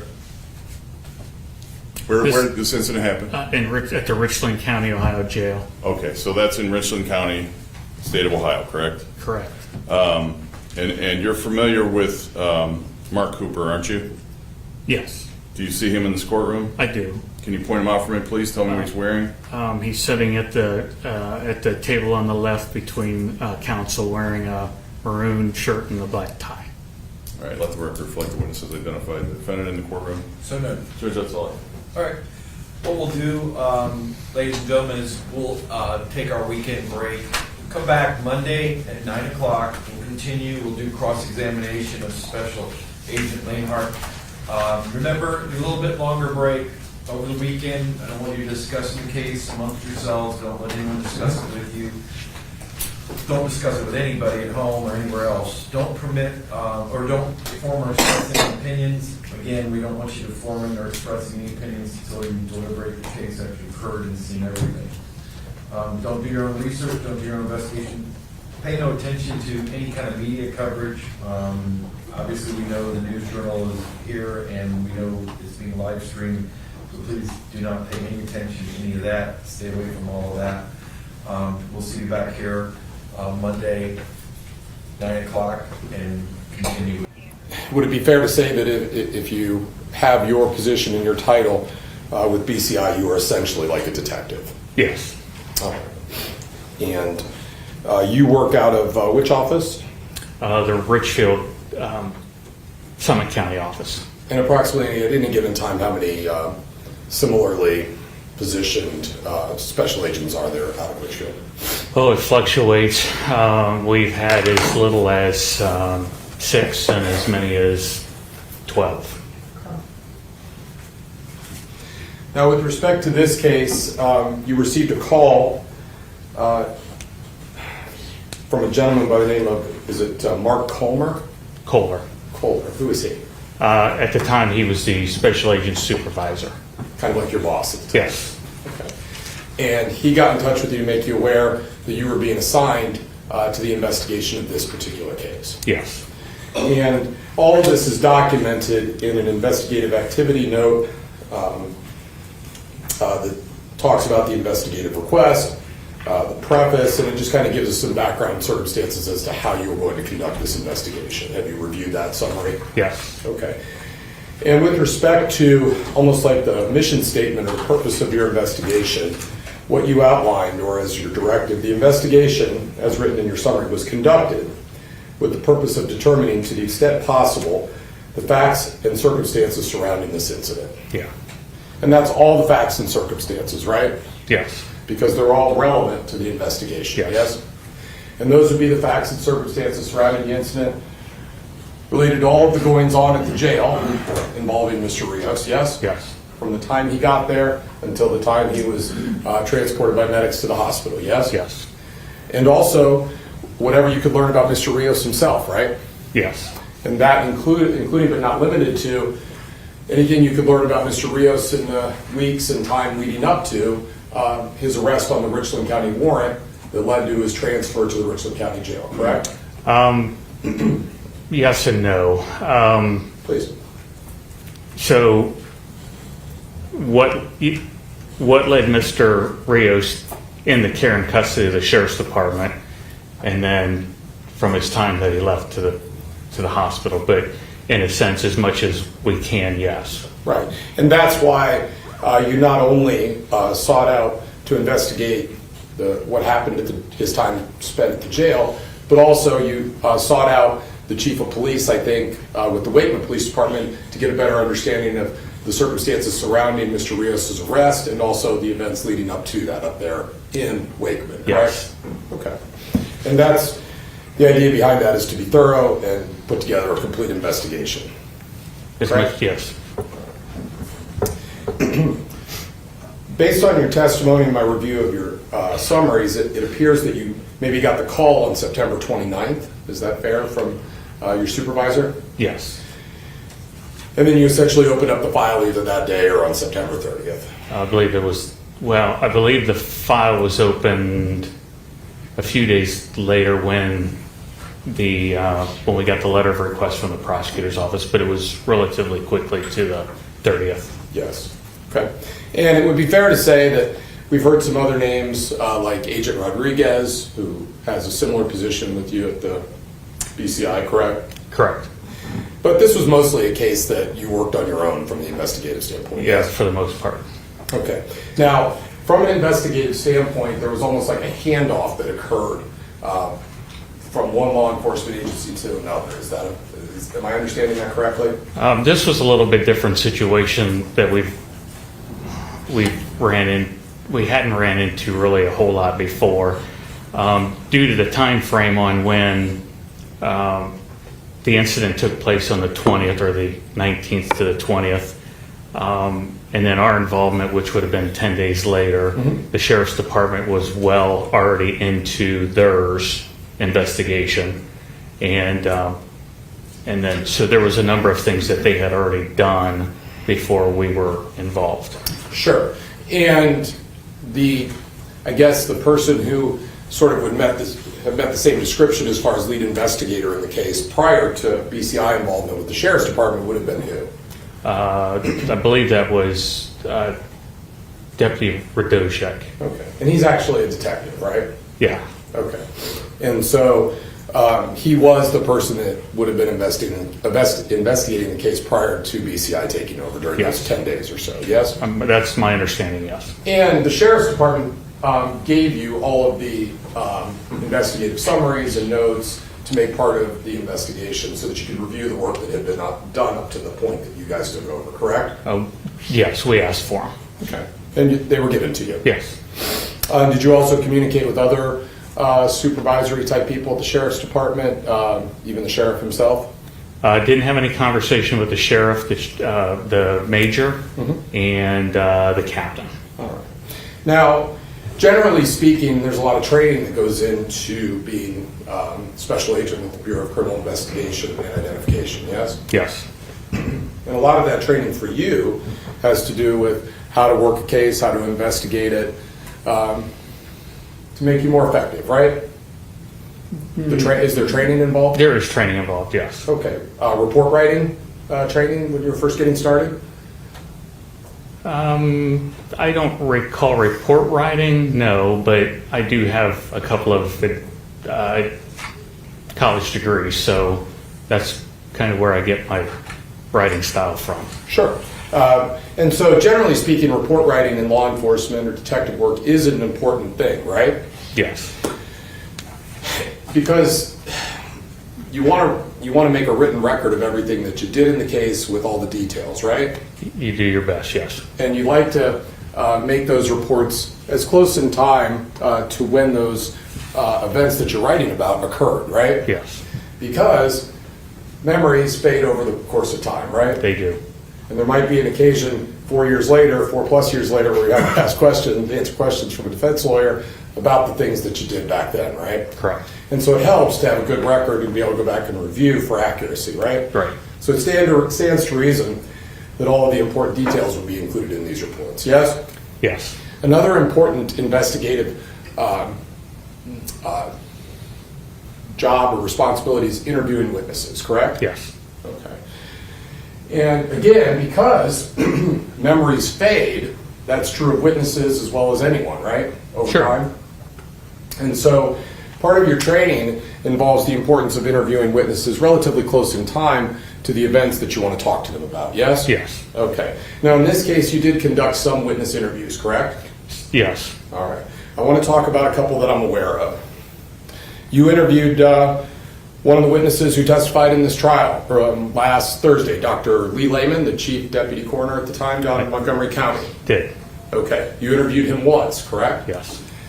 You would agree that based on your investigation and what you know about this case, the cause of death is an issue, yes?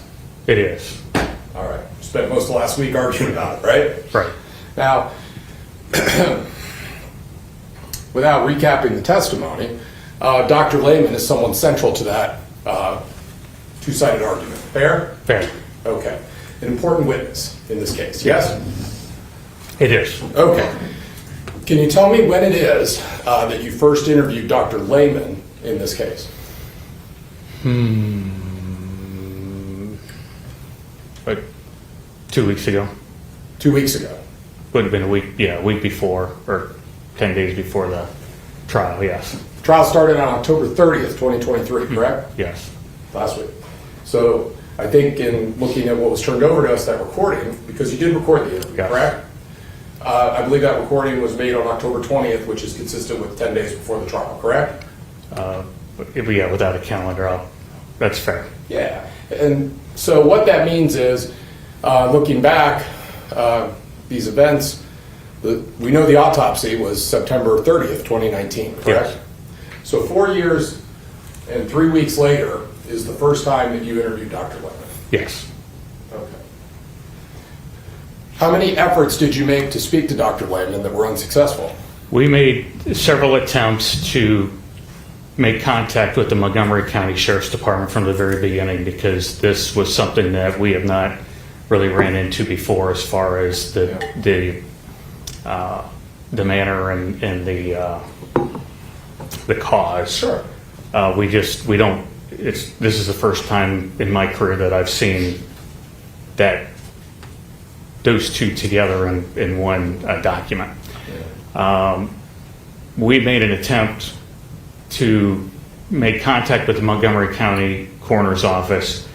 That those initial contacts were kind of, we weren't getting much response out of them. So then the supervision of the Bureau ended up getting involved, going back and forth to the point where we wanted to set up a meeting to discuss how all this came about. And during the course of that action, we had actually considered serving the coroner with some court service Sure. to get that meeting together, but it Never happened?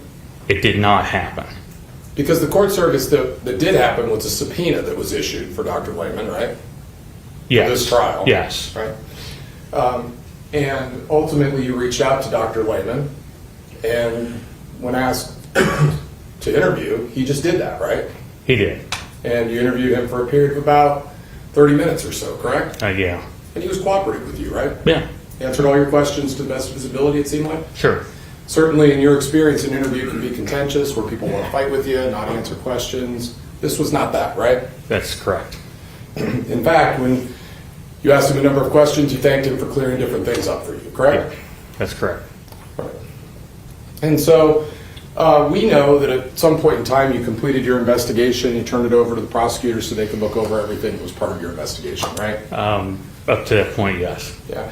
We know that there was a grand jury proceeding in this because everybody's talked about that in jury selection, not part and parcel, but we talked about grand jury, right? Yes. There's court process where people can be subpoenaed for grand jury, right?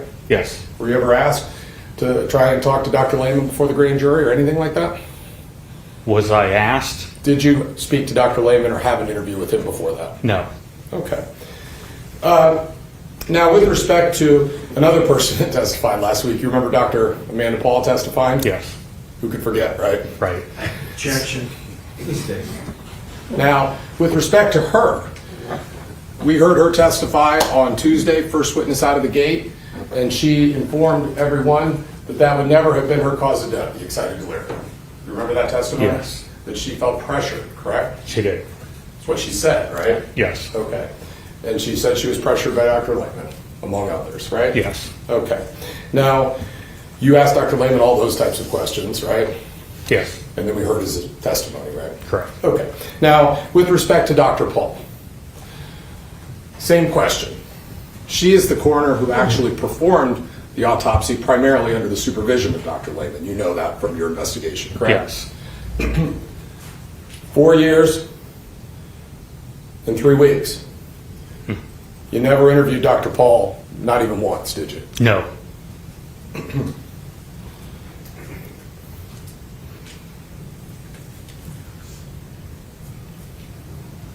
Was she refusing to speak to you? No, that was part of the, well, number one, we assumed that because of her position at the coroner's office that she was a full-time employee. Yeah. When we were having the issues back and forth with the administration in Montgomery County, and that never got resolved, it wasn't until later on we realized that she was doing the fellowship, and she wasn't even an Ohio resident. So for me, it was difficult. I had lost track of where she was at. But certainly, you're the Ohio Bureau of Criminal Investigation and Identification, right? Sure. You have resources available to you that helps you locate people. But right? we do have some resources, yes. Bottom line, you did not interview her at any point in time before she got up on the witness stand. No. Okay. Now, she did indicate that she had spoken to people looking over at the table. If that wasn't you, you know it was who, if you know, prior to, right before testimony. Well, it would have been the prosecution team. Okay, meaning the gentleman sitting right here. Yeah. And that's not uncommon for prosecutors or defense lawyers to speak to witnesses right before they're going to testify, right? You know that. Correct. Okay. All right. Another doctor that testified in this case so far is Dr. Burwell, yes? Yes. All right. Same question, just right to it. At any point in time, did you sit down and have an interview either in person or on the telephone during the 4 years this has been going on with Dr. Burwell? we had two cases going on roughly at the same time in Richland Yes. County. Okay. I recall stopping at Dr. Burwell's office, his private practice office, to make contact with him. And after that contact was made with him, I immediately received a call from Investigator Ball. Okay. So most of our contact with Dr. Burwell is always directed back to the his administrative staff. Okay. But the question was, did you ever have a sit-down interview or an on-the-phone interview regarding Dr. Burwell's opinions in this case as No. to accident or agreeing with the cause of death for purposes of the death certificate? No. Okay. Have you created any summaries in this case which suggests that Dr. Burwell was refusing to cooperate with an interview? I don't think he was refusing. I just think with his private practice, he's a busy man, so pushing some things off to his administrative staff, but no. Okay. Now, on Friday afternoon on direct exam, you were asked by Mr. Salisbury about Dr. Roger Mitchell, who testified on Friday morning Yeah. into the afternoon. And if I understood your testimony, I believe you were asked and you indicated that it was you that suggested that Dr. Mitchell should be consulted with for an opinion on this case. I'm the one that advanced Dr. Mitchell's name to the prosecution. Okay. And how is it that you were familiar with Dr. Mitchell?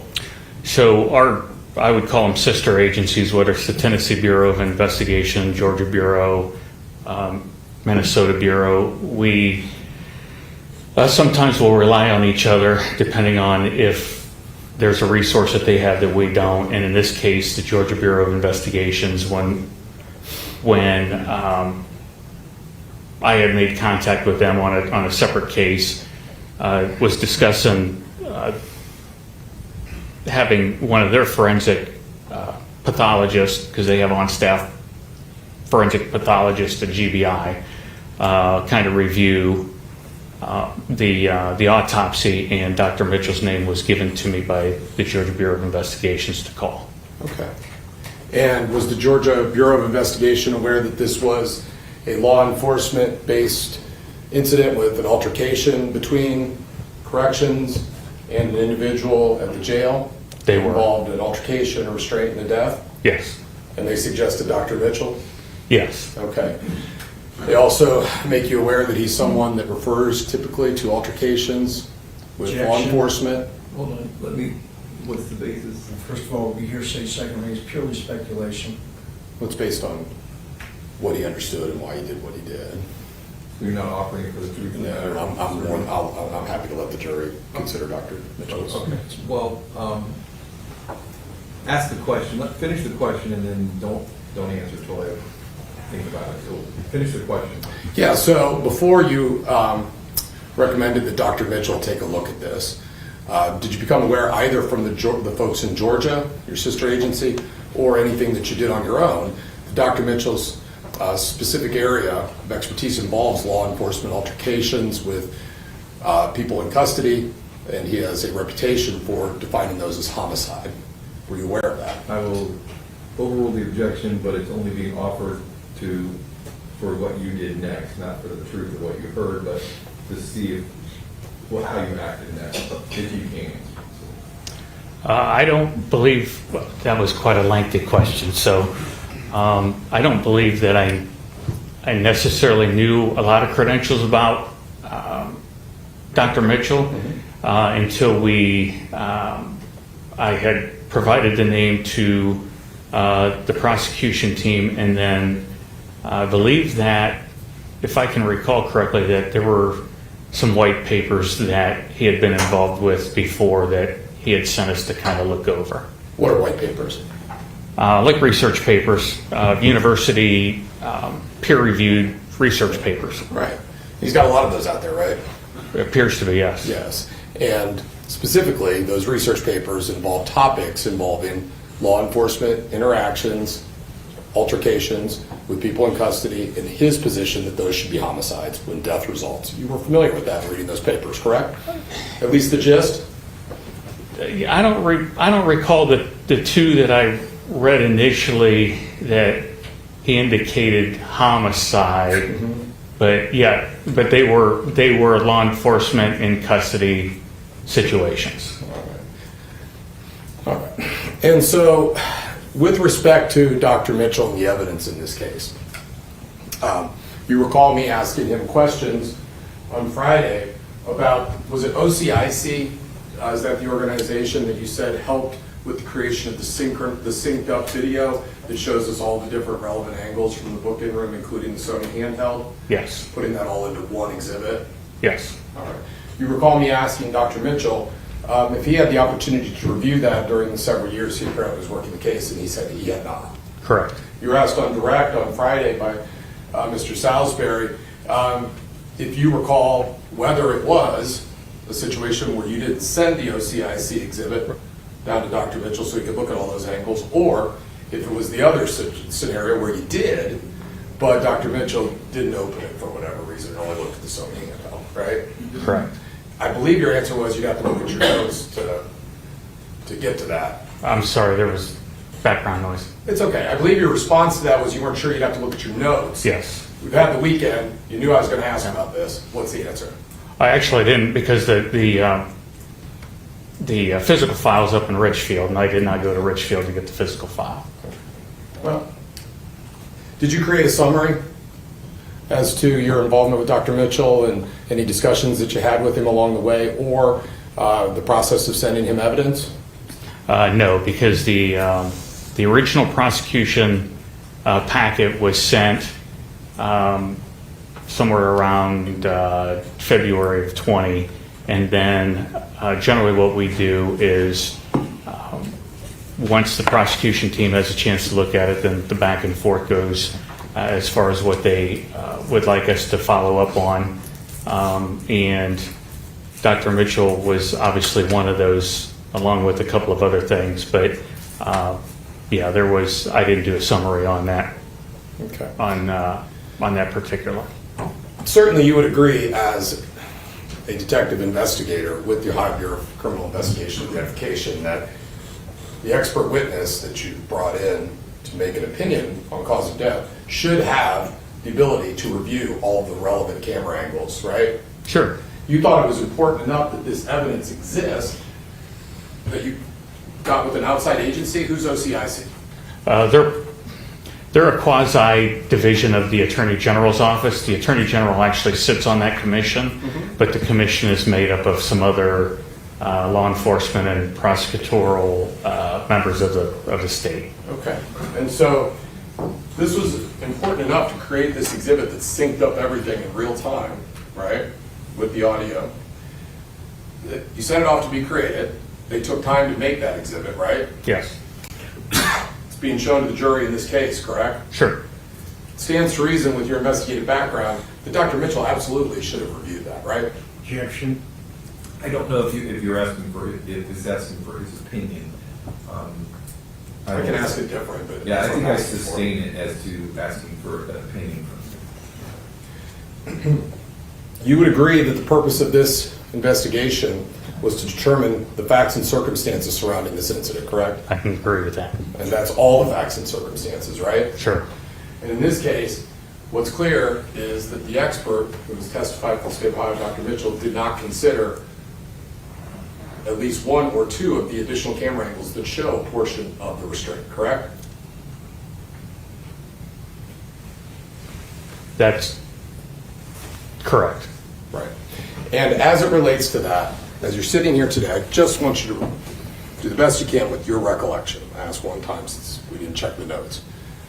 Do you believe that you sent that to him, multiplex video, at any point in time during the 2 to 3 years that he was on this case, or you simply did not? I believe it was all together. You believe you sent it, right? I do. Okay. To be clear, he never reached out to you, Dr. Mitchell, and asked, hey, are there any other angles of this? I mean, it's a jail. There should be fixed cameras, things like that. Was there ever a conversation where he was requesting additional camera angles? To me directly, no.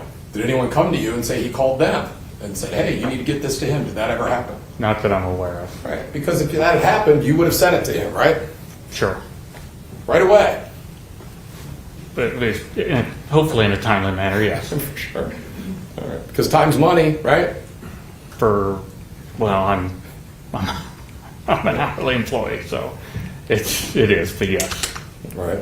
All right. Now, when determining the facts and circumstances, all of them surrounding this incident, there's been a lot of testimony about the involvement of illegal drugs in this case, as it relates to Mr. Rios at the time of the incident, correct? Yes. You've heard all of that. And you were aware of that when you were investigating the case, correct? Yes. All right. So, your first day on the job was essentially September 30th, 2019, when the autopsy occurred, correct, on this case? Yeah, because I did pick up the piece of evidence from John, yeah. Yeah, it does. All right. And so, that evidence is up here somewhere, right? Sure. It's in this envelope? I believe so, yeah.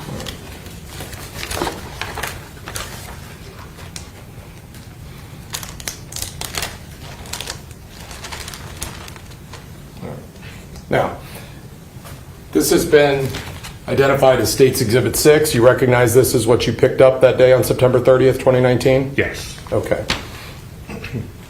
And so, it's my understanding that you received a call from Special Agent Rodriguez regarding this evidence, or did you reach out to him? If you remember. I don't recall how that happened. You probably would have had no reason to know it existed unless he contacted you, right? I think that's fair. Okay. Bottom line, the two of you had communication, We did. and not so much for what he said, but for what you did as a result. Based on the conversation that you had, you learned that there was this evidence, right? Yes. As I understand it, Agent Rodriguez works in the southern portion of the state, right? Out of the London office. London office, and he was interested in getting this to you so that it could be preserved for evidentiary purposes, right? Yes. And so you made arrangements with him to meet him on Route 71 for the evidence transfer, the pickup, right? Yeah, at 36 and 37. Which everyone knows is the Delaware exit, right? I think it's Sunbury, but yes, it's fair to say Delaware. Okay, and so that handoff occurred, yes? It did. All right, and you start driving north with that, and your purpose at the time while driving was to take this to Richfield, I guess? The plan was to take it to Richfield, yes. And along the way, you're kind of keeping an eye on it, and you're starting to see it gas up a little bit. Yes, it was starting to bubble. Can you explain that again, what that means? Yeah, so, evidence that different types of evidence and how it's packaged will, most of the time they suggest that anything that's wet goes into a brown paper bag. Paper tends to vent better than plastic. Plastic promotes mold and more moisture. So when I had looked at it initially or relatively closely after I got it, it's actually started to bubble, which means that it's starting to gas off or it's starting to degrade. So the best course of action is to get that in the drying chamber so it can dry out and stop that degradation process. Because degradation, if I understand right, your concern is you got to get this somewhere where it can be dried out in a lab, because if there's any evidence of value, we could lose it based on this process, or at least there's that risk. There is that risk. Okay.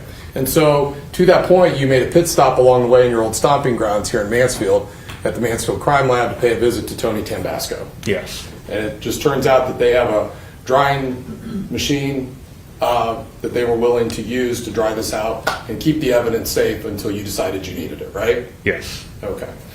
And so the Bureau of Criminal Investigation and Identification, you're the investigation part, right?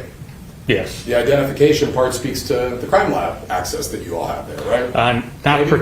It's historical. Oh, the identification side of that is actually pretty historical. When prior to the mid 1970s, we were responsible for keeping the identification of the state's inmates at the state prisons.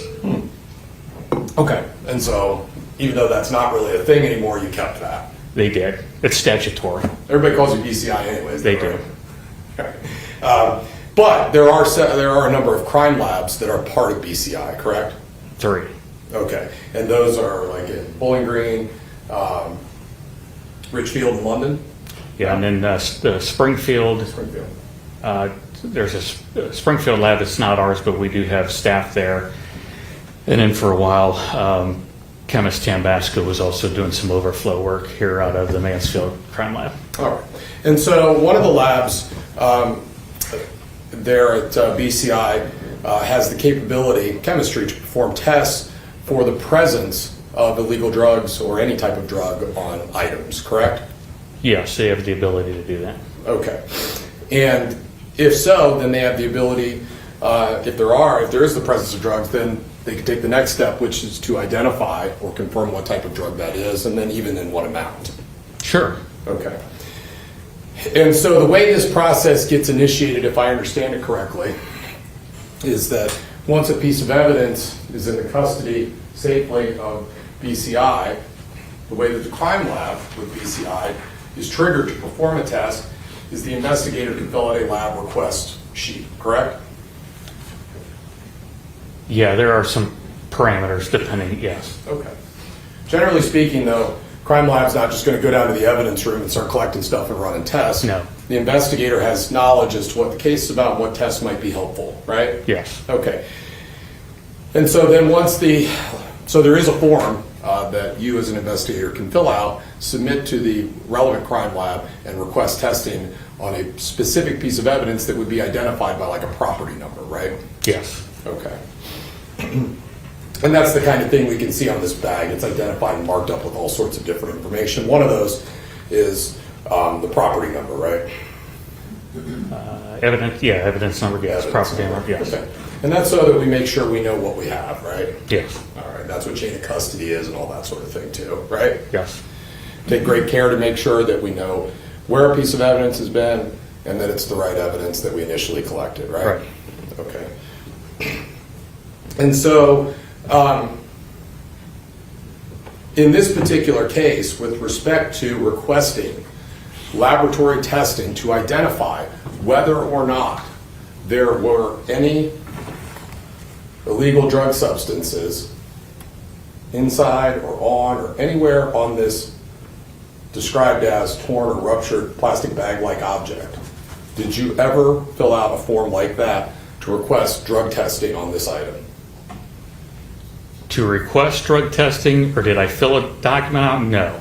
Okay. Now,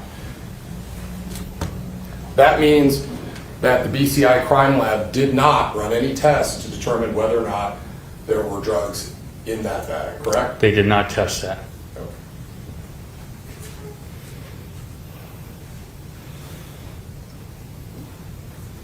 Now, on the topic of drugs, there's been a gang of testimony in this case regarding the presumptive positive for amphetamines, correct? Sure. You knew from reviewing the medical records and heard again during the trial that the threshold for the presumptive positive for methamphetamines is 1,000 nanograms per milliliter, right? That's what the hospital records indicated. Yes. Objection. Amphetamines, not methamphetamine. Didn't I say amphetamine? It's amphetamine, so if you said that, If I did, I sustained misspoke. What I said, amphetamines, I apologize. So, we've already been through, that sets the basement, but not the ceiling, right? The threshold Yes. amount? I do believe it said less than, which for math, the caret would be pointing to the left, so it would be less than. But you're correct. That is the threshold. That's the bottom of the threshold. Okay. And so in this case, there's been a lot of testimony about any efforts made following the presumptive positive so that we could get some type of confirmatory laboratory test to tell us not just specifically what class of amphetamine, but also an amount that was in his system, correct? There's been testimony about any efforts made to accomplish that or lack thereof. Yes. Okay. And so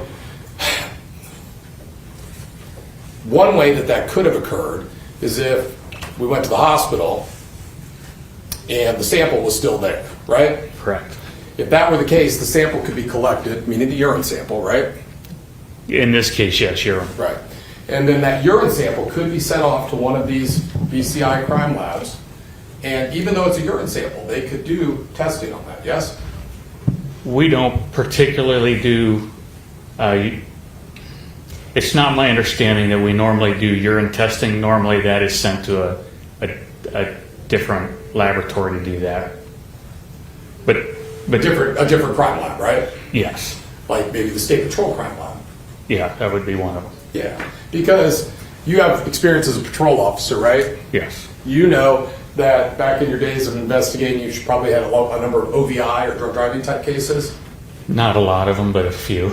Yeah, and you know that when we're trying to determine what's in someone's system for purposes of an OVI, we can request breath, blood, or urine, right? Yes, And that if it's urine, that urine can be sent off to the state crime lab, whether like the state patrol, analyzed, and we can get levels of exactly what's in someone's urine, drugs, alcohol, and exactly how much, right? sure. And as long as the appropriate protocol is followed, just like we talked about in the handling of evidence, then that evidence can be admissible in that person's OVI trial as to how much they have in their system based on their urine test, right? Yes, Okay. And also, if there had been blood collected from Mr. Rios, if that had somehow been preserved at the hospital, that also could have been collected, correct? could have. Okay. Now, we know that you didn't get involved in this case until September 30th. We know that Mr. Rios had obviously already passed away. We've heard some testimony in this case that the hospital's only going to keep the specimens for several days, right? Yeah, it's. I'm not entirely. I don't recall. I remember asking the hospital, but I don't recall if it was 48 or 72 hours. But it's a relatively short period of time. Okay. And so when you talk about asking the hospital, did that involve you going to the hospital and speaking with staff, administration, doctors to confirm that even 7, 8, 9, 10 days later, 10 days later, that there wasn't still the specimen kept there given his condition? Did you ever confirm that? I don't remember confirming that, but I know in prior cases that we've had with Ohio Health, Yeah. that's generally kind of their corporate policies And for ER. yes, and we understand policies, and those are the things that people are supposed to stick to, right? Right. But there could be exceptions made in day-to-day life, right? Sure. And in this particular case, we've done all this talking about confirmatory tests and levels and all of this sort of thing. And what I'm asking you is, during the time you were investigating this case, when you first got on, or in the days that followed, did you make any effort to just to check, based on the circumstances involved in this case, to see if maybe the hospital thought, maybe we're going to keep this around for a little bit? Was that discussion ever had with hospital staff, people that would know? I don't recall having any conversations with the hospital, but I do know the initial. So there was we were trying to eliminate some redundancy in here from what the sheriff's department had already started when we got in, and I do recall that the sheriff's department, the detective bureau, handed off I'm going to call it a relatively smaller packet of hospital records to me within like a week or that first week of our involvement. And I don't recall the conversation, whether with the sheriff's department, whether that topic had came up, but I do know somewhere along the line I was informed that those vials or those samples were no longer available. And this is the kind of thing that you're struggling to remember because it happened a long time ago, right? These Sure. conversations. Any summaries on this important point that just tell us what the conversations were, or the procedure that you followed, the efforts you made to make sure that these samples weren't available, these specimens weren't available at the hospital 10 days later? Without checking the case notes, there's no documentation in the report, but the case notes may have a note in them, but not an investigative report as I think you're suggesting. Dr. Paul got up on the witness stand and you heard her testify that, my understanding is no drugs at all because he was on ADHD medication. You remember telling the jury that? If you recall. I don't recall that, I'm sorry. Okay. you did investigate, because there's been testimony about what a presumptive positive for amphetamines means and what it might not mean as it relates to methamphetamine. You know all that testimony in the case, right? Yes. And the idea being that amphetamines can show up if, say, for example, there was a prescription for something like Adderall, an ADHD medication. You know that, right? Yes. You knew that back then, and that's why you did an investigation while the case was still pending with respect to something called an ORS report, right? Yes. An ORS report is a database, ORS, that keeps track of all the prescriptions that we have in our name and how we fill them, right? Yes. And they can be absolutely relevant for any number of different reasons in your investigations, correct? Sure. Right. And it was relevant in this case because you went, and because you have access and authority to run that database, you ran what would be best described as an ORS report on Alexander Rios, yes? I did. And you went a couple years back, right? I did. If I'm asked as a user to do it, I normally go back to January of the year. So there would have been probably a 2-year period. Does it refresh your recollection? You wrote a paragraph about this in your summary, right? So I want to get this right. Special Agent Lenhart, being an authorized user of the database, queried, asked, right? Yes. Queried about Rios's prescriptions for the dates of Monday, January 1st, 2018 through Thursday, September 27th, 2019, right? Yes. ORS, the database, was able to locate Rios's name and date of birth, confirming it's him in the system, right? Yes. However, there were no prescription records within the prescription fill dates identified above, right? That's true. Okay. And so, did you tell Dr. Paul that he had ADHD medication and that was the explanation for the presumptive positive for amphetamine? Did you do that? No. Of course not, right? You didn't tell her that, did No. you? Okay. I thought there was more to it. No, that's it on that point. Now, during your investigation, you became aware, just by watching the video and investigating, that Alexander Rios was in a single cell booking area, and he's wearing what has been described during this trial as a suicide gown or smock, right? Yes. And you learned that he found his way in there to that suicide smock in the single cell because at noon, the day before, he indicated to a guard intention to hurt himself, right? I was told by the sheriff's. I was told that he actually mentioned it to another inmate, and then that inmate went to the jail staff, which prompted the protocol to move him. So, what you learned is that he made a statement indicating an intention to potentially self-harm, right? Yes. Well, I'm going to object at this time. We're relying on hearsay upon hearsay. It would be, it would only be to show what he did next, and I don't know that he did anything as related. It's also standard. Ultimately, that's your understanding of how he ended up in that suit. Yes. Okay. You heard him identified as being in a crisis-type state of mind by Dr. Mitchell, yes? Yes. You've heard all of the other people, Dr. Lehman, et cetera, testifying as to his state of mind, as you can see on that video, right? Yes. Okay. To be clear, strike that. Now, with respect to Mr. Rios and drugs, you know that possessing drugs in the state of Ohio, methamphetamine, is a felony offense, correct? Amphetamine or methamphetamine? Objection. This calls for a legal conclusion. If he's a law enforcement officer.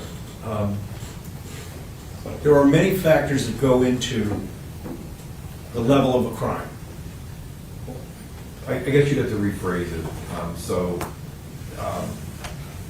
I can do that. I think you'd have to rephrase it. So I'll let you. I'll sustain it, but I want to hear the rephrase. In your experience as a law enforcement officer, if I have what tests to be methamphetamine in my pocket, okay, and when confronted about that, I pull it out and say, this is my methamphetamine, and I'm in the state of Ohio, and they test it, and it comes back as methamphetamine. That is a felony offense in the state of Ohio, correct? Correct. And it goes up and down based on how much methamphetamine you have, right?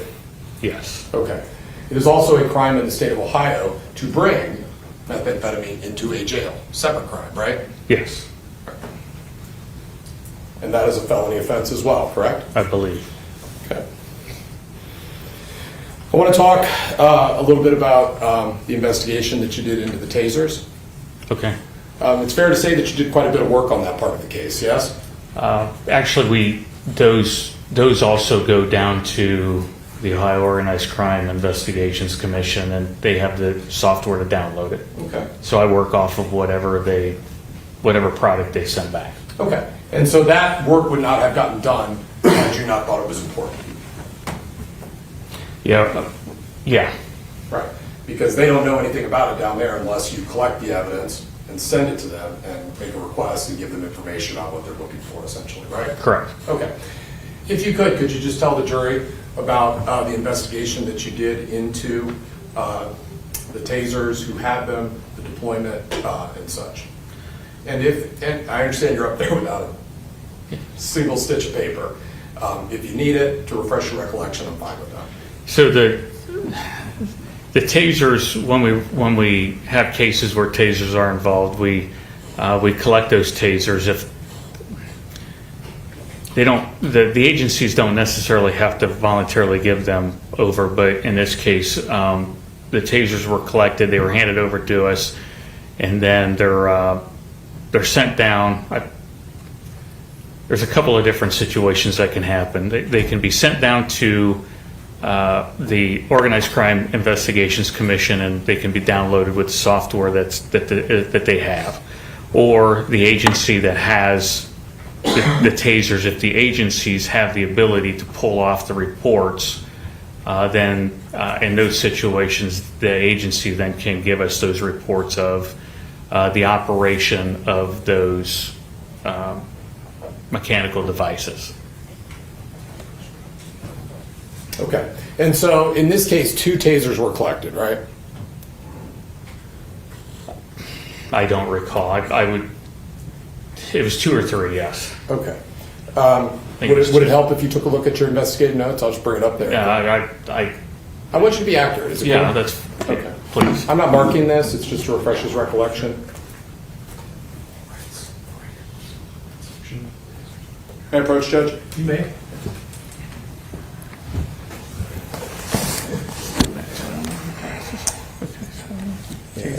As much time as you need, and then of course, there's more details in there in a different section if you do that, but take your time, let me know, and you can answer a few questions.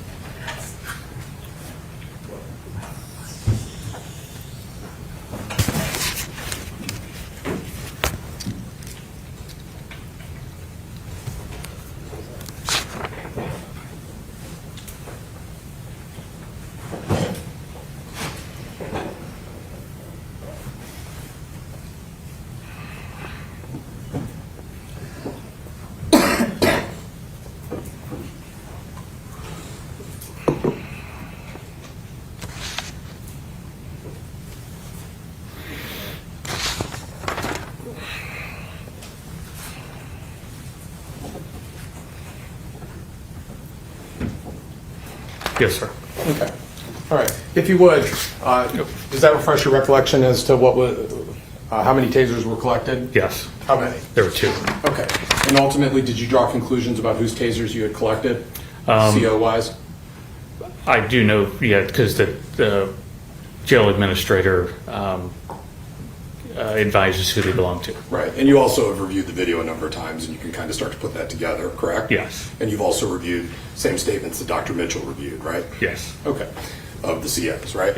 Okay. And so let's speak first. Officer Longshore, you collected his taser, right? Yes. All right. Tell us what the results of your investigation were into the deployment of Officer Longshore's. Let's see here. Make sure I get the right. You said Longshore, correct? Yes, sir. Particular weapon was used 4 times during the altercation with Rios, according to The weapons downloaded report. 3 of the deployments were for 5 seconds, and a single one deployment was for 1 second. For a total of deployment time of 19 seconds. Deployment time of 19 seconds. What does that mean to you? Just that the device is cycling. Okay.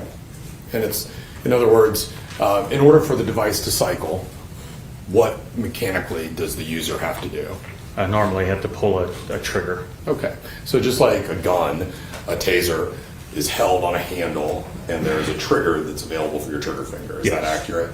You aim the taser at your intended target if you're going to use the barbs and prongs deployment, right? Right. And then fire with the idea that the prongs will hit the individual and become affixed in them somehow, correct? Correct. Now there's a conducted energy that allows for the juice or the jolt to happen, right? Yes.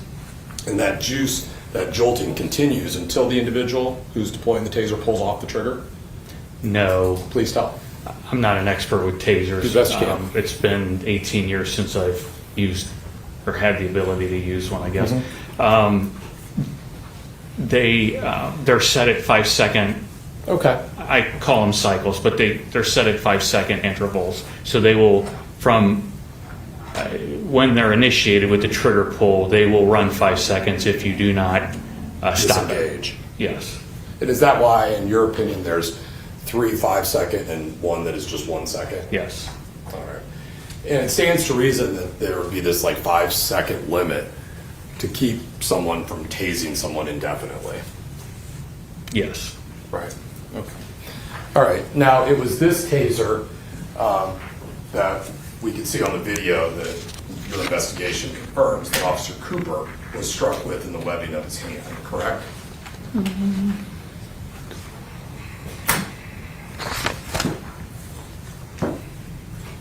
Yes. Well, I would have to assume that because of the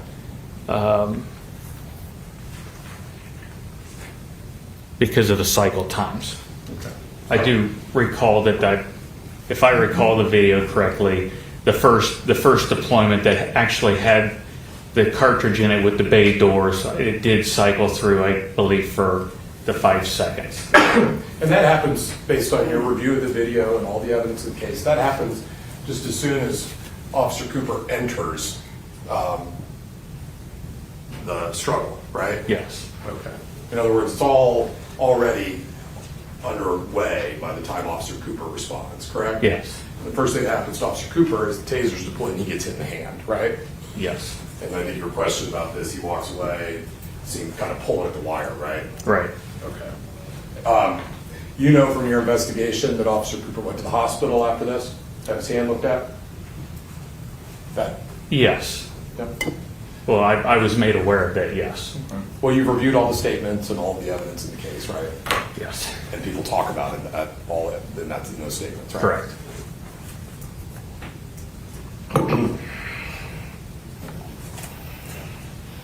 Been tased as part of your training ever? It's been a long time ago. Right. But that has happened to you? Yes. Describe it as something that is painful, Sure. something that can have some lasting effect. On your memory, yes. Right. The prong itself, were you tased where the prong was stuck in you? I believe it, yeah, it was a Or was it a right drive hand. tase? It was, drive no, stick. he had a barb in him, in his hand. What about you when you were tased? Oh, no, we used alligator. It was a makeshift alligator clips on the back of it. Those are expensive, so in order not to keep buying for training, they have a separate device that it clips on your shirt. Right. It also makes it so you don't have to be fishing a probe out of the person, right? Yeah. Okay. With respect to Officer Prendergast, his taser, what can you tell us about that? When watching the video, we can see that Officer Prendergast kind of removes his cartridge, right? Do you recall that? Yeah, there was a cartridge laying there.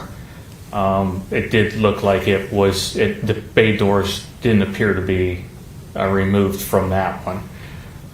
This particular Weapon was used one time during their altercation with Rios. Single deployment lasted for 1 second. All right. And so what is the difference between a dry stun or dry stun, I've heard it described both ways, and the deployment that involves the barbs or the cartridge? What's the difference? How's it work? So We're talking about how it Excuse works. me, Your Honor. Yep. Can we clarify whether this is based on Special Agent Lenhart's experience? He's already testified he's not an expert on tasers. It'd have to be based on your training experience with tasers. Do you have familiarity with what dry stun mode is? yes. I'm not asking for an expert. Okay. Yeah, I'm okay with it as long as he's talking about what he knows Sure. being a law enforcement officer. But I don't want him talking about it and giving opinions that would require him to have some information or education beyond his experience working for BCI and his prior law enforcement experience. Your Honor, for purposes of the record, the question that was originally asked was, what's the difference between these two types of use of the taser? I believe that calls for a level of experience in an opinion that goes well beyond Special Agent Lenhart's I guess I just level of disagree with knowledge. that. I guess, I think he can talk about it based on if he's trained with him, if he's been tased before as part of his training, if he ever had one. So I think you can get some foundational questions to help us out. But I think if he can do it that way, I'll allow it. But I think he needs more foundation. Based on your experience with the Mansfield Police Department and as a special agent, do you have familiarity with the use of tasers? Yes. Okay. And do you have some degree of training with respect to the use of tasers? Yes. Okay. Do you have familiarity with there are, I guess, essentially two different methods or manners by which you as a law enforcement officer can deploy your taser? Yes. We talked about method number one about 5 minutes ago with respect to aiming and shooting the prongs into someone and then conducting the electricity through wires, right? Sure. Is that one method? Yes. The other method that I was starting to ask you about is the so-called dry stun method. Are you familiar with that based on your training and experience? Yes. Can you tell us what that is? That's when when the cartridge in the taser is removed, the connectivity points that actually trigger the bay doors and the cartridge that shoots the prongs, that will also conduct the electrical current. So without the cartridge and with the prong shooting out of it, you can actually place it on skin and activate it and get an electrical response out of the unit in that form and fashion. So where the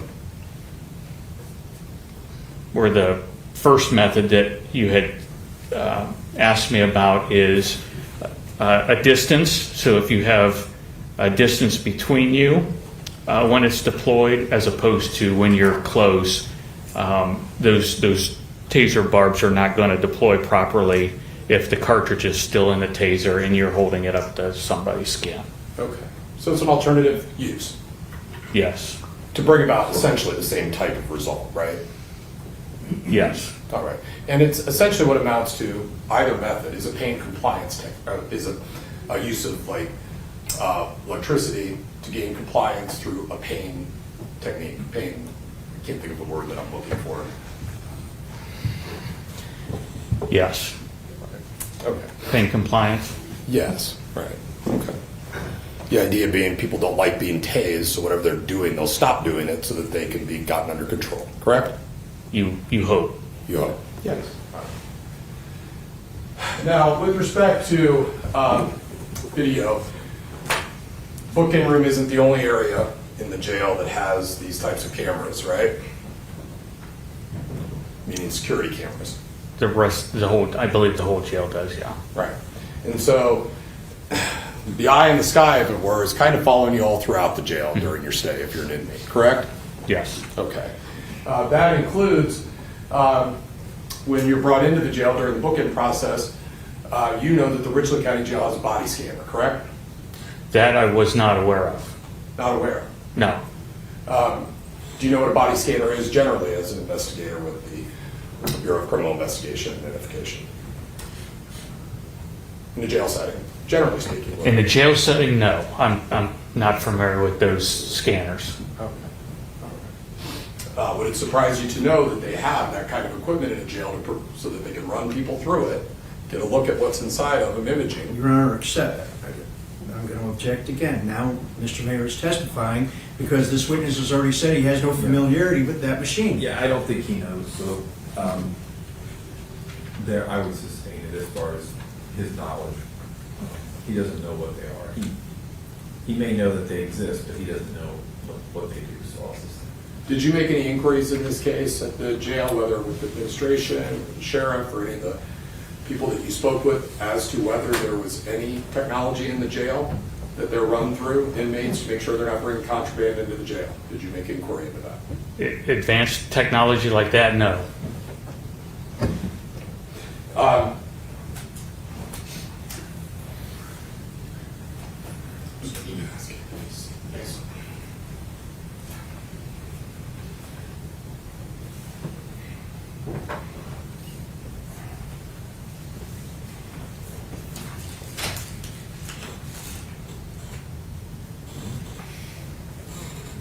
May I approach? Yes.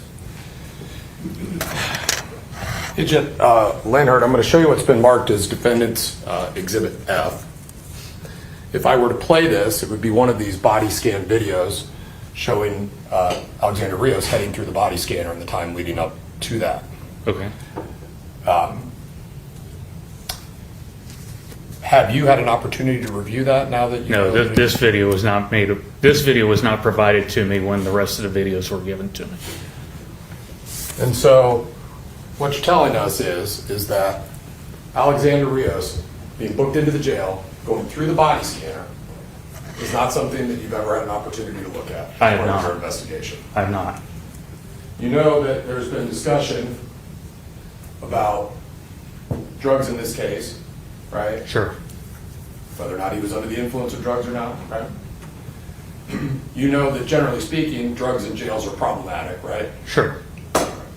And so it would be important to your investigation to take a look at that type of evidence to see if there is anything concerning or suspicious regarding Alex Rios's process of going through that scanner. That would be relevant, right? Yes. Something you'd like to see as part of your investigation? Sure. Would you like to take a look at it right now? Yeah. Approach. And several times the prosecution team in this case during your cross-examination this morning, correct? Yes. And you're essentially working alongside the prosecution team in this case, right? You're sitting at their table. Yes. Okay. And so you are familiar with the information that the prosecution team has put together in this case, whether it's what you provided or has come to them, correct? I know some of it. I don't know all of it. All right. And so what you're telling us this morning is that when I approached you with the exhibit, with the purpose of asking you questions about it, an exhibit that purports to be the body scan process at the jail of Alex Rios, you're indicating not only have you've never seen it, right? I've not seen that. You're also 100% unaware that it was a part of the prosecution's team evidence or what they have in their possession. I don't recall I don't recall seeing that video of his booking. I recall the written documentation of when he was brought in. There's like written reports or the checklists that COs do, but I do not recall seeing a video of any scanning devices. All right. But you would agree on the issue of drugs or not drugs in the jail, that process would be pretty important to take a look at in your investigation. If that process detects drugs in the scanner, yes. Or if there's any movements going on that would be suggested. Again. Objection. All right, I'll move on. Okay. All right.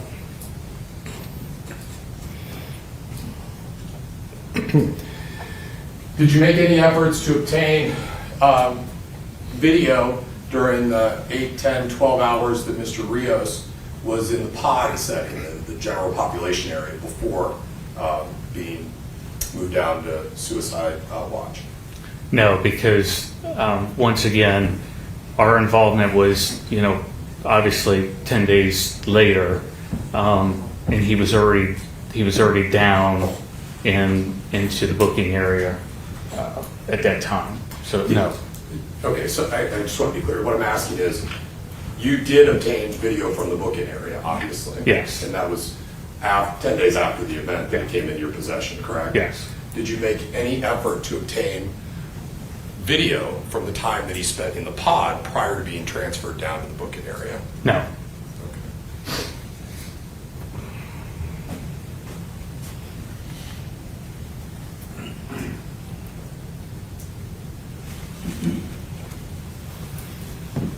I have one moment, Judge. Yes. From Alexander Rios. I'm sorry, can you? Well, did you have knowledge that by the time you got involved that those samples were gone? Yes. Okay. And is that the reason why you didn't do anything further? There was nothing to do because they didn't exist, right? Right. Okay. Would you have done that had they been available? Well, yeah, you always like to try to get that stuff because that's kind of a key piece. Okay. And And if I may, each hospital system is different on their lengths and time. So, sure. Yeah. Okay. And in this case, you knew they were gone. Yes. Simply put. Okay.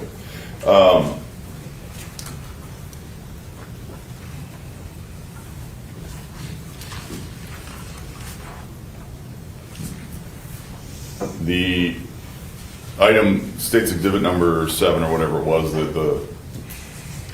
the thing that was removed from Mr. Rios' stomach. Tell us the reason why you didn't request that that be tested for drugs. So when Agent Rodriguez and I had met at Office 71 there in Delaware, Sunbury, he had indicated to me, and actually I believe the sticker on the outside of it also said removed from the gastric contents. Mm-hmm. And so relatively speaking, I guess, even though Mr. Rios was in the hospital, we know Mr. Rios was in the hospital for 10 days. Objection and ask to approach. Yeah, officer. And then if he offers that someone told him something, again, ladies and gentlemen, what somebody told him would be hearsay, so it's not admitted that's actually the truth, but it would be admitted to show why he either did or did not do something thereafter. So if you can answer with those two stipulations, I'll allow it. So Agent Lanehart, again, I'll ask, why is it that you didn't request that that item be tested for drugs?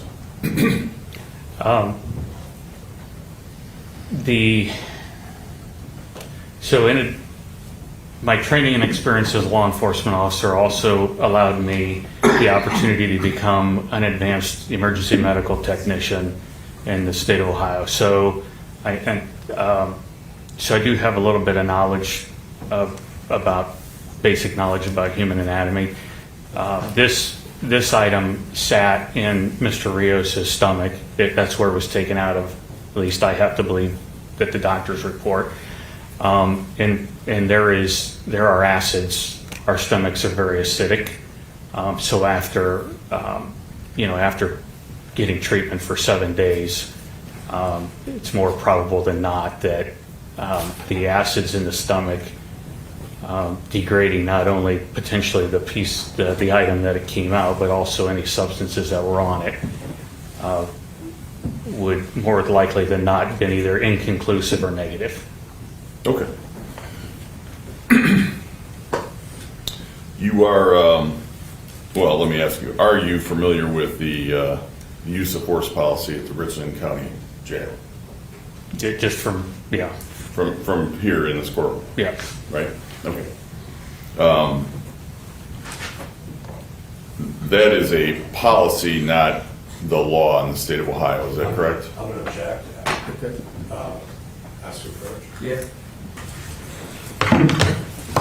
Agent Leonard, you indicated with respect to the specimen, urine, or any blood that may be available at the hospital, you testified on redirect that you knew that it would not have been there at the hospital. Do you recall that? Yes. Okay. And just so we understand how it is that you reached that conclusion, what you knew was what the retention policy of the hospital was, correct? That's correct. And what you knew is that you got the case 10 days in, right? Correct. And that was past the hospital policy for retention of urine and blood specimens in a case like Mr. Rios's. Correct. Or any case, any hospital stay, right? Yes. So you were familiar with the policy for retention and that the time had passed, yes? Yes.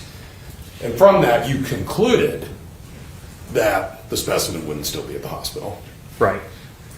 To be clear, you didn't confirm that by ever talking to any hospital staff, administration, doctors, nurses, or anyone who could actually check, correct? True. Okay. Now, last piece of this, you indicated in some questioning about failure to have this plastic bag-like object analyzed. Yes. You indicated that based on your experience as a law enforcement officer, the time that that bag would have spent in Mr. Rios's stomach, your belief is that would make it unlikely that anything left inside the bag would be available for testing due to stomach acids. True. You based that on your experience as a law enforcement officer, Yes. not as a medical doctor, right? Right. And not as a forensic pathologist, right? Correct. We've heard the testimony of, I think, 4 medical doctors over the course of a week in this trial. Yes. You did not hear any of them make that same statement during their testimony, correct? Correct. Okay. And so, in the end, you had possession of this piece of evidence on the chain of custody, came into your possession on September 30th, and you had a degree of control over that piece of evidence from that day until the day you brought it into court here for this trial, correct? Yes. You've heard all this testifying about drugs or not drugs and that sort of thing, right? Yes. Looking back, wouldn't it have been prudent just to get a confirmatory test done so we wouldn't be having all this conversation? Objection, argumentative. Well, and maybe draws a conclusion, so I'll sustain. Bottom line is, you simply did not do that in 4+ years on the case, correct? That piece was not tested. Nothing else. Okay, do any of the jurors have a question for Special Agent Eric Linghart? Okay. Richland County Jail, you indicated that you didn't see any video of him going through a scanner, but you did see in the booking process that there were some check boxes. So the question I think relates to that is, was there any notation when you saw those check boxes of his behavior when he was being booked into the jail, not when he was in the booking room, what we've seen, but prior to being put into the pod, the general population pod? Was there anything that you noted that you recall about his behavior or attitude at that point, impairment, anything of those?